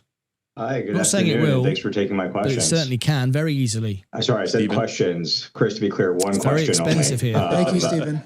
And this relates to just sec lending in particular, and that has remained under considerable pressure, not just for you, but for industry peers as well. At the same time, the outlook here is pretty constructive given both this large slate of IPOs that are coming, as well as just above normal retail allocations for those IPOs as well. So given that you've had more of your clients opt into fully paid sec lending, was hoping you can contextualize just how meaningful of a windfall this could become. And I'm going to break my own rule. If you could speak to take rate dynamics for 2Q, that would be helpful as well. Shiv? Yes, I'm happy to take this one. Great question. So first on securities lending, as a reminder, this will show up in 3 different places in the financials. First is sec lending net. It'll also show up in segregated cash because when customers have securities lending, we get GC collateral back and then we reinvestment. Will also show up in margin interest as customers borrow on margin. So when you look at the financials, what you saw is customers continued to opt in and use the program and fully paid. The margin book continued to grow. What you did see is securities lending net, which is primarily based on the rebates rate, was lower. As you mentioned, Steve, that's mainly because lower volatility, lower IPOs in the market, so specials rebates was lower, so that's what brought that down. How do we judge the business internally and its health? There's just 2 main things I look at. 1, are customers opting into fully paid program? And 2, how much assets are opted in? So right now, it's about 25% of customers have opted into fully paid and about 50% of assets. So really healthy adoption, but we also have a long way to go. It's hard to predict what's going to happen on the specials rebates rate later in the year, but right now it's at a low. And if the market comes back or if you see IPOs come back, you could see it rebound there. To your second question, we'll answer it, even though Chris said limit it to 1. So take rates. As a reminder, this is an output metric. We goal on market share and we're winning, and everything that we see is that the case. What happens to take rates is when active traders trade more, take rates naturally go down because we have tiered pricing. This is a good thing. It means they're engaged, they're using our products, and relative to a few years ago, we're actually seeing a much healthier adoption of active traders during some of these macro events. So what are we seeing to start the quarter? On crypto, it's about 7 basis points lower, and on options, it's about 3 cents. However, we're starting to see that rebound in the pickup of April. So again, it's an output metric. We focus on active traders and market share, and everything we're seeing is super healthy. Thank you, Shiv, for the doubleheader. All right, the next question is from Ben Budish at Barclays. Hey, good evening, everyone. Thanks for taking the question. Maybe just tying this into Steve's question on sec lending. Shiv, I'm wondering if you could talk a little bit more about your margin funding. I think it's been a little bit of a source of confusion for investors. You've been moving bank sweep cash over to brokerage cash. I think you've been talking about using some of the sec lending related cash. So maybe just any like modeling, help you can give us there. How should we think about, your future plans given your margin balances are growing more rapidly would all be helpful. Thank you. Yeah, happy to take it. Great question. So on the margin book funding, what you'll notice in Q1 is we moved over $6 billion of cash that was off balance sheet, that was in the sweep program, onto free credit balances onto balance sheet to help fund the margin book. No impact to customers. They get the exact same rate, 335, one of the best in the industry. This is more of a back-end accounting change. It also helps, as you mentioned, on the funding of the margin book. This is very common in different brokerages before. So just with the health of what we're seeing, we decided that was the right time. What would I expect from modeling going forward? They'll stay roughly at this rate. About 25% of our free credit balances today is in this. So 24 billion in sweeps, and then about 6 billion from free credit balances. It might move a little bit around quarter to quarter, but I think that's the way you should look at it. And then most of our free credit balances will continue to be earning the same rate that we do, but this 6 billion will have a smaller take rate, more akin to our sweeps take rate now that it's moved over on balance sheet. All right. Thank you, Shiv. The next question is from Craig Siegenthaler from Bank of America. Hey, Vlad, Shiv. I don't know if you can see me, but I obviously can see you, and good to see you both. We can see you, and you look great. Great. So I have a follow-up on AI, but not Cortex and not agentic AI, but taking this one step further, where are you in the process of rolling out AI-powered financial advisors? I believe you're working on it. I think you've said before you're in talks with regulators, but can you kind of share a timeline with us? Yeah, for sure. So I think when people talk about AI-powered financial advisors, they can mean one of two different things. One is just specifically advice on what to invest in, right? And that can be a spectrum of things as well, like trading recommendations and allowing you to build trading strategies with that Reg BI compliant capability. It could also mean like robo-advisor services. So for the latter, we have Robinhood strategies. And for some of the work that we're doing on the agentic side, you should expect that increases in capability as well. And everything that we do, whenever if we do add recommendations, we got to make sure they're in accordance with Reg BI and all of those rules. So we're making progress on those things. And with Robinhood strategies, I think it's the best deposit money and we invest it for you product out there today under the fiduciary standard. We actually published some returns and historical performance a couple of weeks ago, which looked really good. Now, the other thing people mean when they say financial advice is I want help just managing my entire spectrum of financial things, right? And that involves your banking, your spending and budgeting, your estate planning. And we'll have a solution there for you, multiple solutions. So with Trade PMR, some people still want humans. And I should point out there's a Synergy conference for Trade PMR coming soon where we're going to start unveiling some of the things that we've been working with on the human advisor side. I think that's a durable product. We should expect human advisors to be around because that fills a very, very specific need that I don't think AI is quite going to fill in the near term. Then for the other things, we are working on digital self-serve solutions. We ran a pilot for Concierge where we can do your estate planning, we can do your taxes for you. That's been very successful. And through our self-serve offerings, we also have helped customers with their tax preparation. So we're kind of stitching these things together. And you can imagine as we agentify more and more of our endpoints, that lowers the activation energy to having Cortex or AI Assistant seize everything. But I think first, our strategy is going to be to make the capabilities available on an individual basis and later to kind of stitch them together for you. All right. Thank you, Vlad. The next question is from James Yarrow at Goldman Sachs.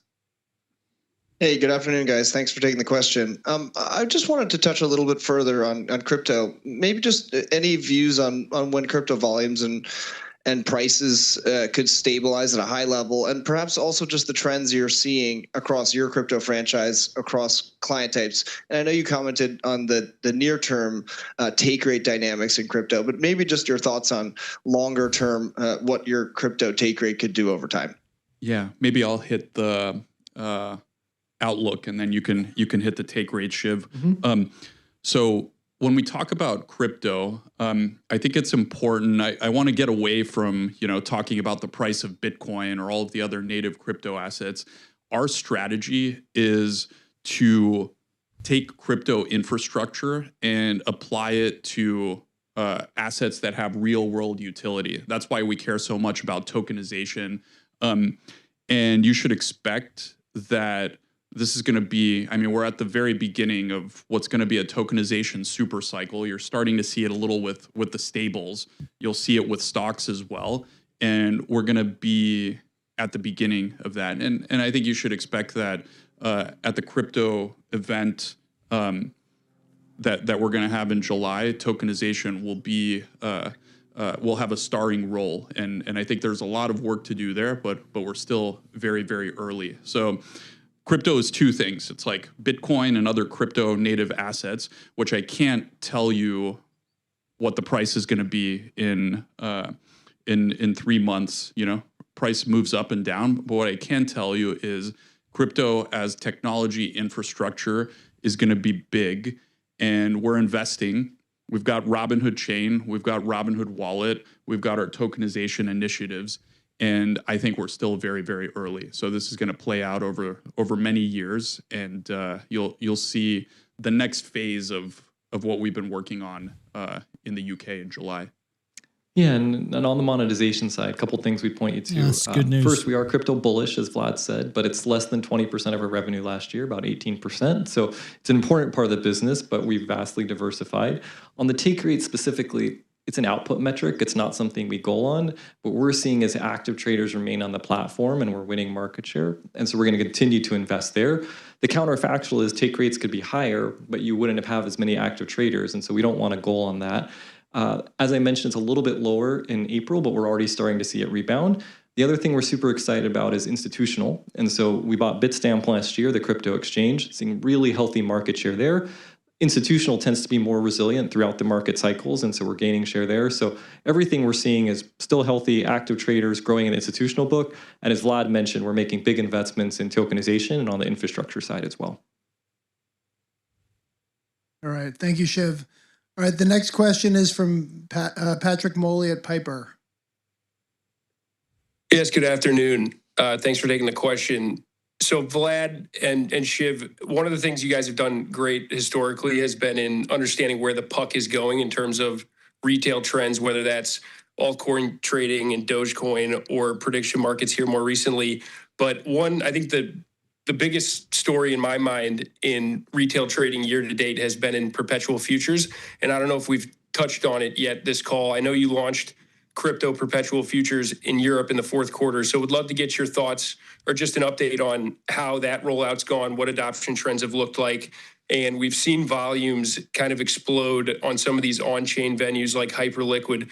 So Vlad, would love to just get your broader thoughts on perpetuals as a product going forward internationally. And what are the hurdles to maybe offering that to U.S. customers as well? Thanks. Yeah, absolutely. The perpetuals product, I'm glad you asked about it, because in Shiv's answer to the last question, I was going to butt in and say, perpetuals overseas have been doing really, really well. And of course, we've listed those on Bitstamp, our exchange, and are making them available to EU customers. And we're seeing healthy growth. The product keeps getting better and better. It's a regulated product, unlike some of the on-chain competition, which means that we can't go quite as high on the leverage that we offer to customers. But customers have been requesting, and we've been increasing that. So yeah, we're doubling down. We've got our perpetuals team is working hard, and we see an opportunity to offer even more to customers. Now, as far as the US goes, we do need some rule changes to offer perpetuals here. The products that some of the other firms have been offering that they've been calling perpetuals are really just long expiry traditional futures contracts. So you don't quite have perpetual contracts in the US. And I think that's actually not an amazing thing thus far, because people have been going to these unregulated offshore entities where there's not as much protection, not as many rules. So yeah, stay tuned. Of course, we're engaging with the regulators, and we have the ability, since we have this product in the EU, to roll it out in the US as well. And I do think it's an attractive product for active traders. So we'll definitely be on the front lines of any perpetuals expansion or regulatory easings here. Okay, thank you, Vlad. The next question is from Tanner from Future Investing. Tanner. Hey, Vlad. Hey, Shiv. Thanks for having me, guys. My question's on AI and automation. You guys have been early here at Robinhood, but how's this shifted your hiring strategy, and where are you seeing efficiencies or reduced hiring needs across the organization? Shiv. Yeah, happy to take this. So a couple of things I'll point you to. Last year we said we had $100 million in efficiency, primarily in CX and software engineering. If you look at our volumes last year, they grew about 50%, and hiring and customer service was about flat. And so while we didn't need to reduce any hiring, what we were able to do is absorb all of our volumes through the increased productivity, which is great.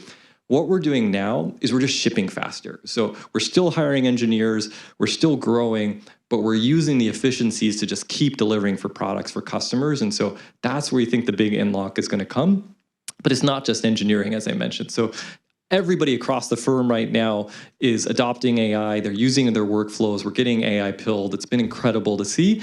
And you're going to see that start to go out in many areas. So marketing is a great example. The team just launched some campaigns that were built end to end using entirely AI, which is great. All of the non-developer teams are also using them in their workflows. So for us, I think the biggest thing is we can absorb volumes through AI efficiencies, and we can ship faster for customers across many different vectors. All right, thank you, Shiv. The next question is from Brian Bedell with Deutsche Bank.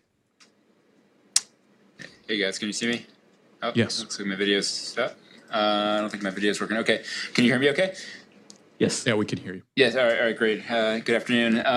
Hey, just wanted to just touch on the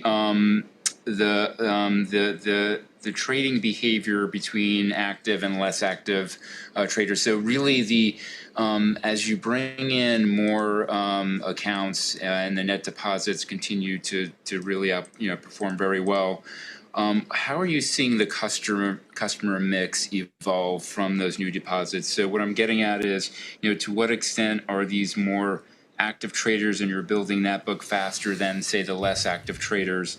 Just thinking about how the different market environments could influence the trading patterns. And then also just on crypto as well, are you seeing a lot of cross currents between those active traders using crypto, or is that really a separate class of traders?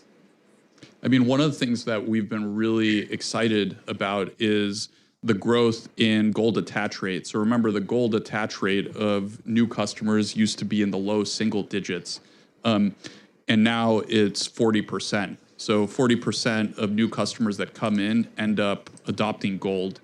And that customer typically then goes into the high yield offering, which is a great value prop for gold. So if you remember, if you have gold, you get interest on your cash on Robinhood with $2.5 million of FDIC protection. You also get interest on your options collateral, which for the active traders is a very, very nice new feature that they'd been asking for a while, along with just like dozens of other things, right? You've got the gold credit card, banking is a gold only offering. So we've been, the behavior we've been seeing is someone comes in, a large portion of the time, they try gold, then they start looking at all of the other products that we offer, and we've been really successful in kind of driving that adoption. And trading might not be a daily use case for most people. I mean, some people build up their portfolios, then they kind of trade a little bit less frequently. But some of the other products, like your banking, your credit card, are a daily use case product. And I think we have a huge opportunity in the coming months and years to get more and more of our customers into banking and credit. And then we think that, even though the numbers are really good with 800,000 cardholders and 125,000 bank accounts with a 40% direct deposit attach rate, these are still relatively small numbers. And I think we've got a lot of wood to chop to get more and more of our customers on them. So I think that'll be a big tailwind to multi-product adoption over the next year. Yeah. In terms of where the deposits are coming from, I think the main way to look at it is just broadly diversified. So as Vlad said, it's going into retirement, it's going to ETFs, it's also going to high yield cash, it's also going into trading. So it's one of the benefits of being diversified business. That's one of the ways we had the 18 billion net deposits. It's customers using the platform in a wide variety of ways. All right. Thank you, Shiv. Thank you, Vlad. The next question is from David Smith at Truist. Hi. Following up on the discussion about banking, could you talk a little bit more about the extent to which you see this driving new customer growth as opposed to like ARPU expansion, and if you tap the leverage you see the from link both there? in the chat right now, I think it's my X that account. There you can is be a lot my of potential there, and we haven't member really tapped on it Disc because right X. now, the Who's way gonna be that my we've been giving 9,000th customers follower banking on is X? we've There it is largely in the been chat giving it for to you. gold card customers. And gold card customers are the 9,000. gold cards are largely being driven one away. by Who's it going to be? Existing customers. So the story has really been getting our I should existing give a prize customers away. to adopt the gold card. Now, I think over the next year, you should see it shifting a little bit more from that to getting new customers on board who come specifically for the gold card and adopt our brokerage and retirement services as an adjunct to doing that. We've run some experiments there, but there's a whole bunch of things that we'll have to do to make that smoother and nicer that I think we're excited about. So yes, big opportunity. It's been really about proving the economics, and we frankly, I think despite the fact that some customers wish they could get the gold card earlier and earlier, if you look at successful credit card rollouts and the speed with which we're rolling out these cards, this is actually right near the top. Like by all objective measures, if you look at card programs that have rolled out faster than us, they've pretty much gotten into trouble, right? So we're right up there with like fast yet responsible rollout. So we haven't been limited by this at this point. But as we approach, as we get into the millions of cardholders, you should expect a little bit more top of funnel with the card and banking, which I think increasingly is going to be part of the same package. I mean, when you think of gold card, you'll think of banking as one and the same. All right. Thank you, Vlad. The next question is from John Todaro at Needham.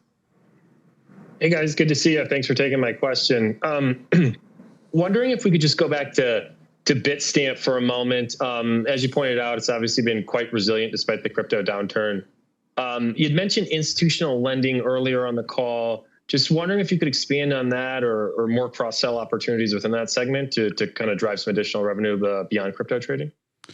Yeah, I mean, I would just tell you at the high level. So we closed our acquisition of Bitstamp about a year ago, and one of the first things we did right around our crypto event in the south of France last year was we got together with a lot of our institutional customers for Bitstamp. We had a nice lunch, and it was very eye-opening because I got my notepad out. I was like, tell me, all the things that I need to write down. We're going to deliver them to you in record time to make sure all of your volume happens on Bitstamp. And, I was expecting all these fancy things, but it's like, I just want you to not drop my packets. When I submit an order, I want you to acknowledge. So it's like basic stuff, right? And we just went through, we've been fixing that stuff. Our exchange at first couldn't handle a huge throughput of messages per second. So we were like getting throttled. Things were slow, right? So the engineering team has been doing yeoman's work of fixing all of that. So you're talking about, increases in institutional market share and all of these things. There's just a lot of low-hanging fruit here, which is what makes us so excited about, all the things that we're adding. And this is even before the institutional lending desk upgrades, before all the things that we're doing with perpetual futures. So I think we're at the very beginning, and you should expect, telling the customers this, keep giving us the list. We want to earn your institutional business, and I think we've demonstrated that this team can ship. Yeah, on the institutional lending side, it's actually very simple, as Vlad said. A lot of it's just working capital. So you're not taking credit risk, but a lot of the institutional clients are used to having capital to trade either instantaneously or in working capital needs, whether it's overnight or on the weekends. Given our balance sheet and our technology, we're able to provide that. And so it's another thing that was just a low-hanging fruit that we're seeing really great adoption on, which is another way to monetize, but also grow market share. All right. Thank you. The next question is from Amit. From Amit is Investing. Hey, Vlad. Hey, Shiv. Congrats on a great quarter, and thank you for taking my question. My question is around international expansion. You guys just got the Singapore license, bought a brokerage in Indonesia. Is the plan to kind of expand through crypto offerings, maybe tokenization? We did it. 9,000 followers on X. Customers, or I guess, can you walk us through how you think of global expansion going into 2027? Great honor. What the strategy Thank you for your support. Get customers in these different countries. I will do my best to guys. serve you. Thank you for that. Yeah, 9,000. So, it's actually both. We want to be everywhere with our core products, and the core products being obviously trading and eventually banking and spending. So in a few markets where it makes sense and there's like well-established regulatory environments that we can follow, we've gone and gotten full licensure. That's the in-principle approval in Singapore. You mentioned Indonesia. My 9,000 follower the was UK Bruce as well. W. I also think Bruce W. tokenization, You were my 9,000 follower on in the X. EU Thank you last very year much. was like Welcome to Robinhood, but with the family. infrastructure being on chain. So instead of traditional equities, stock tokens, so tokenized stocks.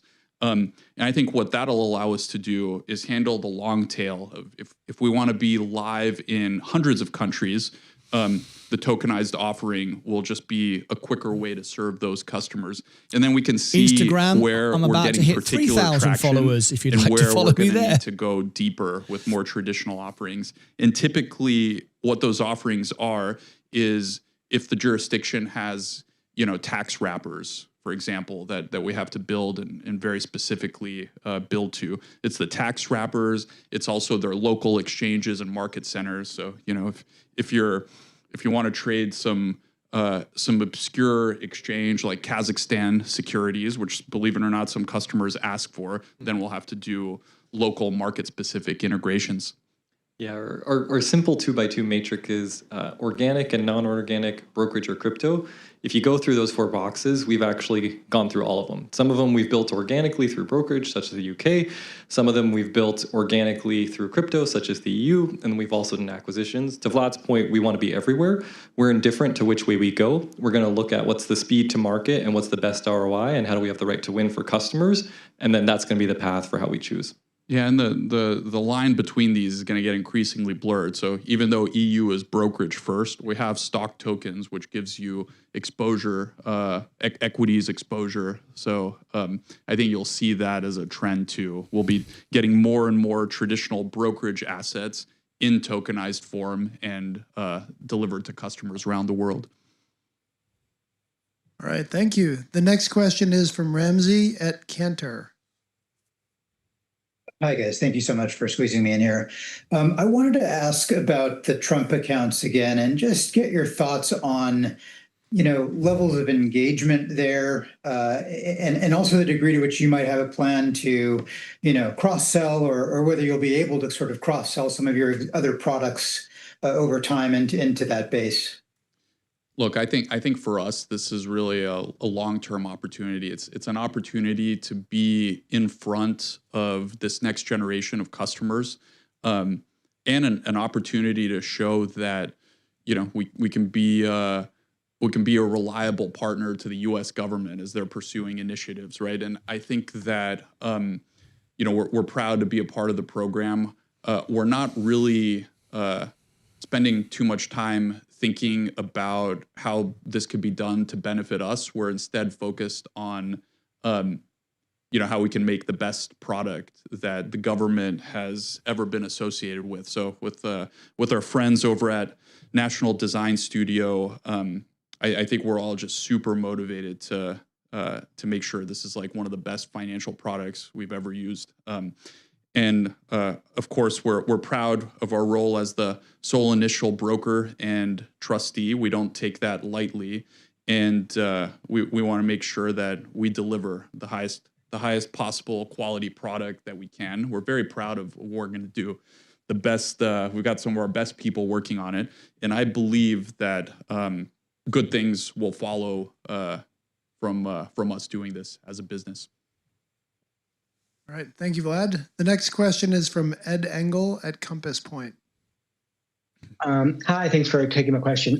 You mentioned strong April rebounds across equities, options, and prediction markets, but could you give an update on how April crypto volumes are trending relative to the past few months? Good question. No, didn't give an update on that. I'd say it's probably more of the same. We are Falling really now. seeing the rebound in equities, options. Very and as easy, I go to mentioned, prediction $50 markets now. around $3 billion, which will probably be our second best month ever. Margin book also continues to grow. Crypto also remains about similar to what it was in Q1 and kind of in that zip code. All right. Thank you, Shiv. The next question is from Michael Cypress at Morgan Stanley. Hey, good afternoon. Thanks for taking the question. Wanted to ask about API connectivity. Just curious how API connectivity is contributing to Robinhood today. I believe you offer it in crypto. Hoping you could elaborate a bit on your API strategy, key use cases, how you see the opportunity set there emerging on a multi-year view. Yeah, it's a great question. Historically, we've been we haven't really invested too much in API offerings. I think we've been focusing on building first-party experiences that maximally leverage our strengths of like design and user experience. That said, we're interested in API offerings. I think that now that things are shifting in a more agentic direction, there's a opportunity for us to be differentiated there. We're a low-cost provider. We have great infrastructure. We have great APIs that we use internally. And I know there have been a lot of projects out there on GitHub and other things where people kind of attempt to reverse engineer in an unsupported way. So there's obviously demand for it. So stay tuned. When we do release something, we do generally try to make it really, really good. And I think this is an area of opportunity. All right. The next question comes from Roy from Crossroads. Dr. Roy from Crossroads. Thanks, guys. Congratulations on the Trump accounts. I wanted to ask another follow-up question on that as well, and congratulations on that. You note in the earnings slide deck that it's a new way to extend Robinhood's mission to helping governments, that's plural, and I thought that plural was very interesting, to build a public sector business. And so beyond just this, specifically with the short term with the Robinhood partnership with BNY and the Trump accounts, what does that look like as far as that public sector business? Maybe comment on that plural as well. I know you probably can't name individual governments beyond the U.S. Right. Yeah. It's really two things, Roy. One is it's not always easy to be a government subcontractor, and we're learning how to do it. Right. It's a first thing for us, but there was a long process to get to this point, and I don't know if a lot of other fintechs have made that leap. It's like as a company that's been around for a little bit more than 10 years, it's a big step for us. So, yeah, we think there's a number of ways that we could help this country, and I think it's going to be important, right? Because there's certainly a lot of disruption coming with AI and with other things, and I think that we're well positioned to sort of help with that, and certainly people's finances are going to be a key part of that. So, yeah, there might be other things that we can be helpful with in the U.S. in the future, and also ever since we've gotten involved with the Trump accounts, we've heard from lots and lots of states, so not even other countries. So it's been states and other countries who just want to do similar things. And our focus has been on, just doing this one thing, but we also recognize that once this is successful, I think that it's going to be something that goes all around the world. And of course, I think that's a big opportunity for us to continue to extend our mission. All right. Thank you, Vlad. The next question is from Craig Maurer at FT Partners. Yes, hi. Thanks for taking the question. A lot of my questions have been asked and answered, but I wanted to ask about the flurry of states that are speaking out against prediction markets and their concerns there, and if that tempers your excitement for that product at all. Yeah, I mean, I would love it if the states didn't have concerns, but it's also not. It's not irrational, right? This is a jurisdictional dispute. Of course, the CFTC is claiming, and we agree with their standpoint, that these are federally regulated products over which they have jurisdiction. And, the states, some of the states have a different view. So, we continue to defend our position and think that it would be strange if the states start exerting jurisdiction over federally regulated CFTC products, and this is something that'll play out in the coming years. All right, thank you, Vlad. The next question is from Stock Market News. I appreciate you guys for allowing me to ask a question here. Congrats, Vlad, Always. Shiv, and the team on a great quarter. I wanted to ask a little bit more about Robinhood Social. And obviously, we got some of the initial people onto that recently. I would like to hear more about updates about how you're thinking about expanding that and maybe just any findings or updates and as you guys have launched that. Appreciate it. Yeah. People really love engaging with other traders in the Robinhood community. The first rollout was actually to Hood Summit attendees from last fall, which was kind of fun because a lot of the folks had met in person, and we wanted to start it really, really small. And the first pieces of feedback were kind of basic. Like I want to be able to see the posts that people are engaging with at the top rather than it being chronological, things like that. Or I want to see who the other traders are that people are engaging with. So the team has really been shipping on a weekly basis. You've seen us knock out more and more things and extend the rollout. And we've extended it to other asset classes as well. So you can see the prediction market trades are on there, as well as equities and options trades. And there's a really nice experience that we've built that allows you to trade via the posts as well. So yeah, you should expect that to approach general availability in the coming months. We like what we're seeing there. There's obviously a ton to do before this becomes like the world's leading financial and business social media product. But that's the aspiration. We think we have some advantages there with the verification, and people really, really care about it in this domain. So plenty more to come. Great. And getting creators on it. So stay tuned for that. Great. Thank you, Vlad. So that concludes the I'll be all Zoom over that. queue. Is there anybody else in the audience who's been waiting after we worked through the Zoom queue to ask any more questions? No? Okay, well then, Vlad, I will turn it over to you to end the first outdoor earnings call possibly in history. Where's the Guinness Book of World Records? To invite them to our stuff. Thank you guys very much. Look, I hope you can tell from the presentation, we do a good job we tried to convey this, but we've got a team that's working incredibly hard.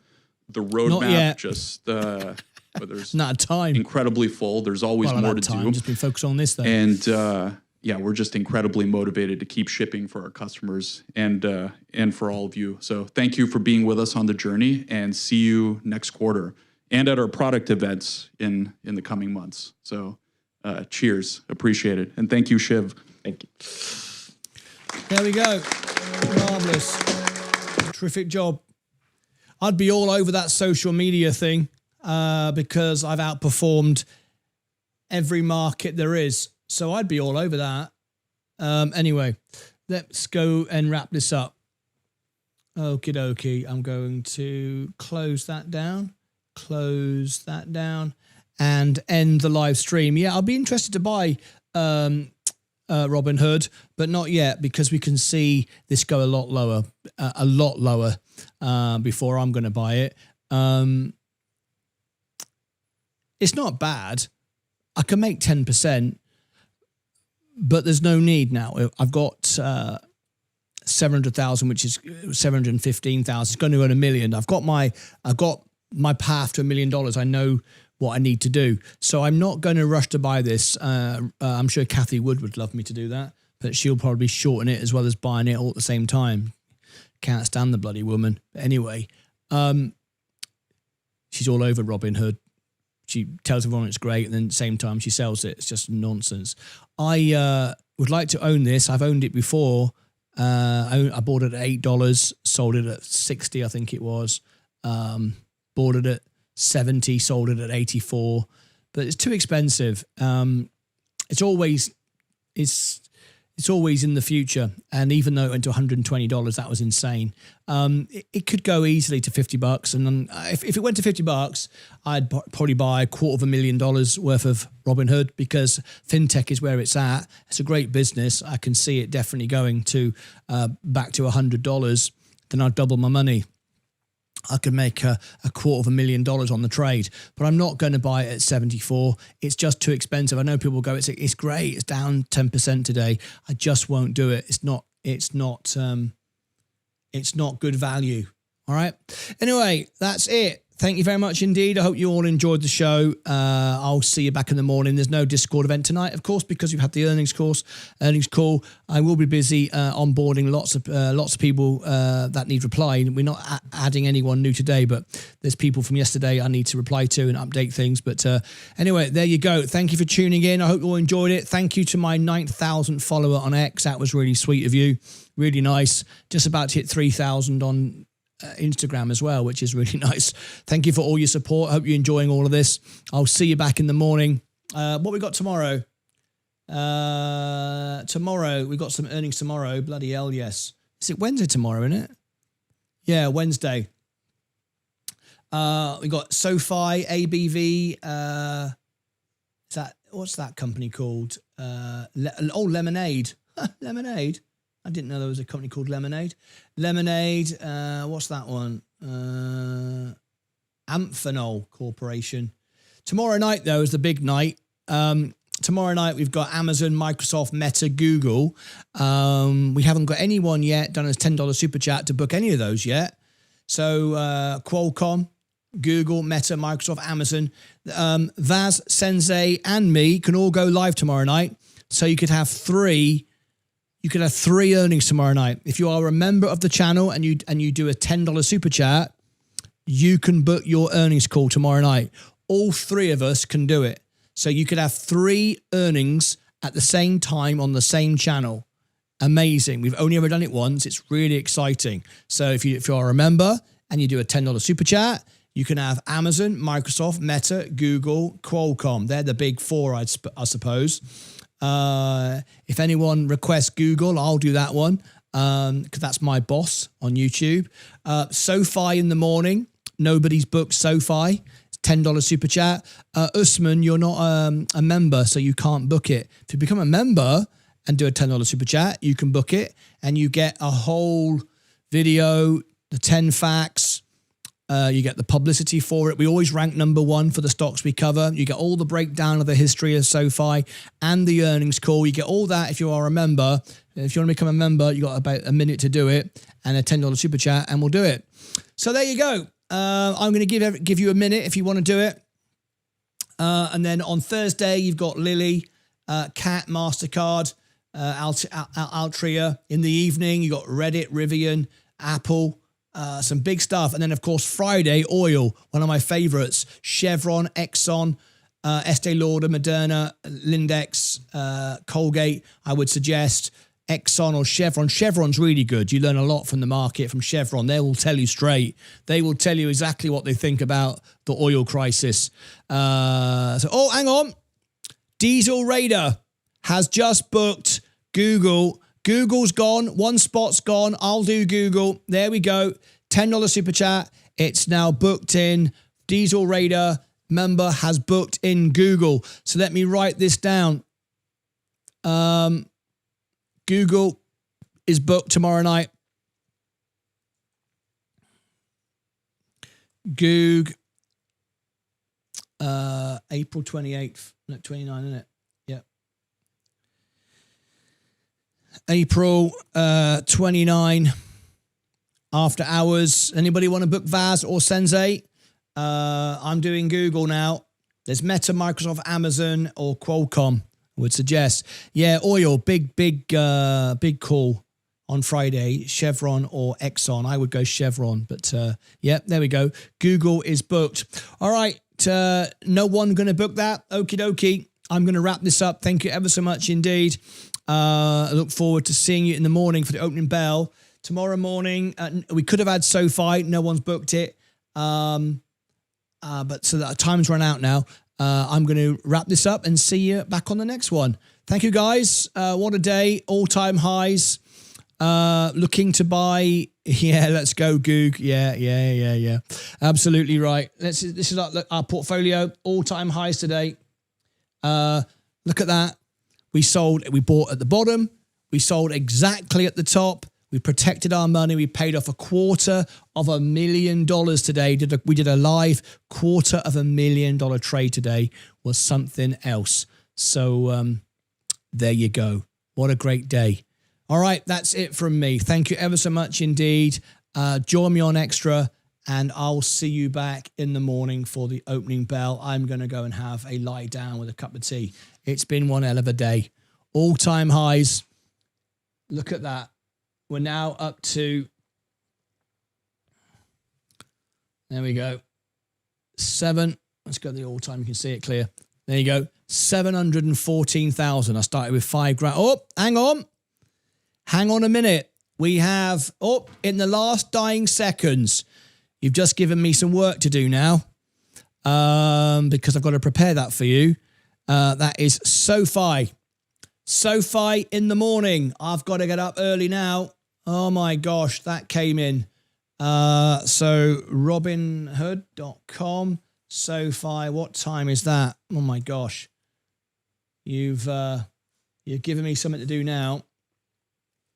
What time is that? Tell me it's not 6 o'clock in the morning. I need to be up at 4 in the morning. Yeah. My wife's going, tell me it's not. Tell me it's not. Yeah, you might have to do another $10 super chat, Jose, for my wife. Let's have a look. Right, when is it? 7 a.m. Okay, that's okay. My wife can live with that. But yeah, I'm going to have to get to work, aren't I? That's April 29th in the morning. SoFi. Let me write that down. Yeah. SoFi, April 29, pre-market, 7 a.m.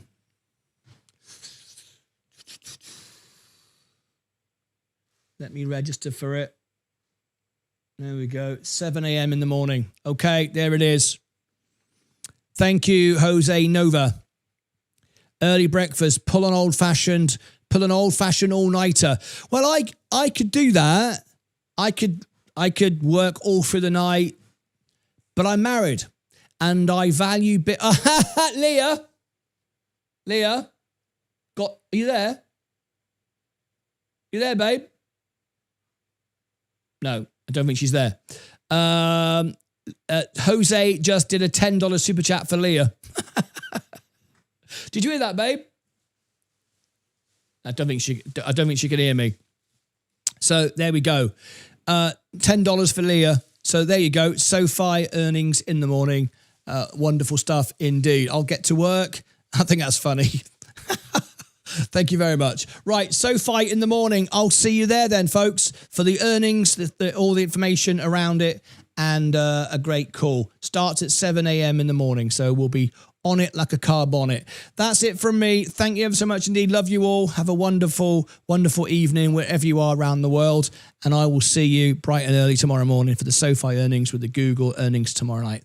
That's it from me. Until next time, as always, take care of yourselves and each other. Bye-bye for now.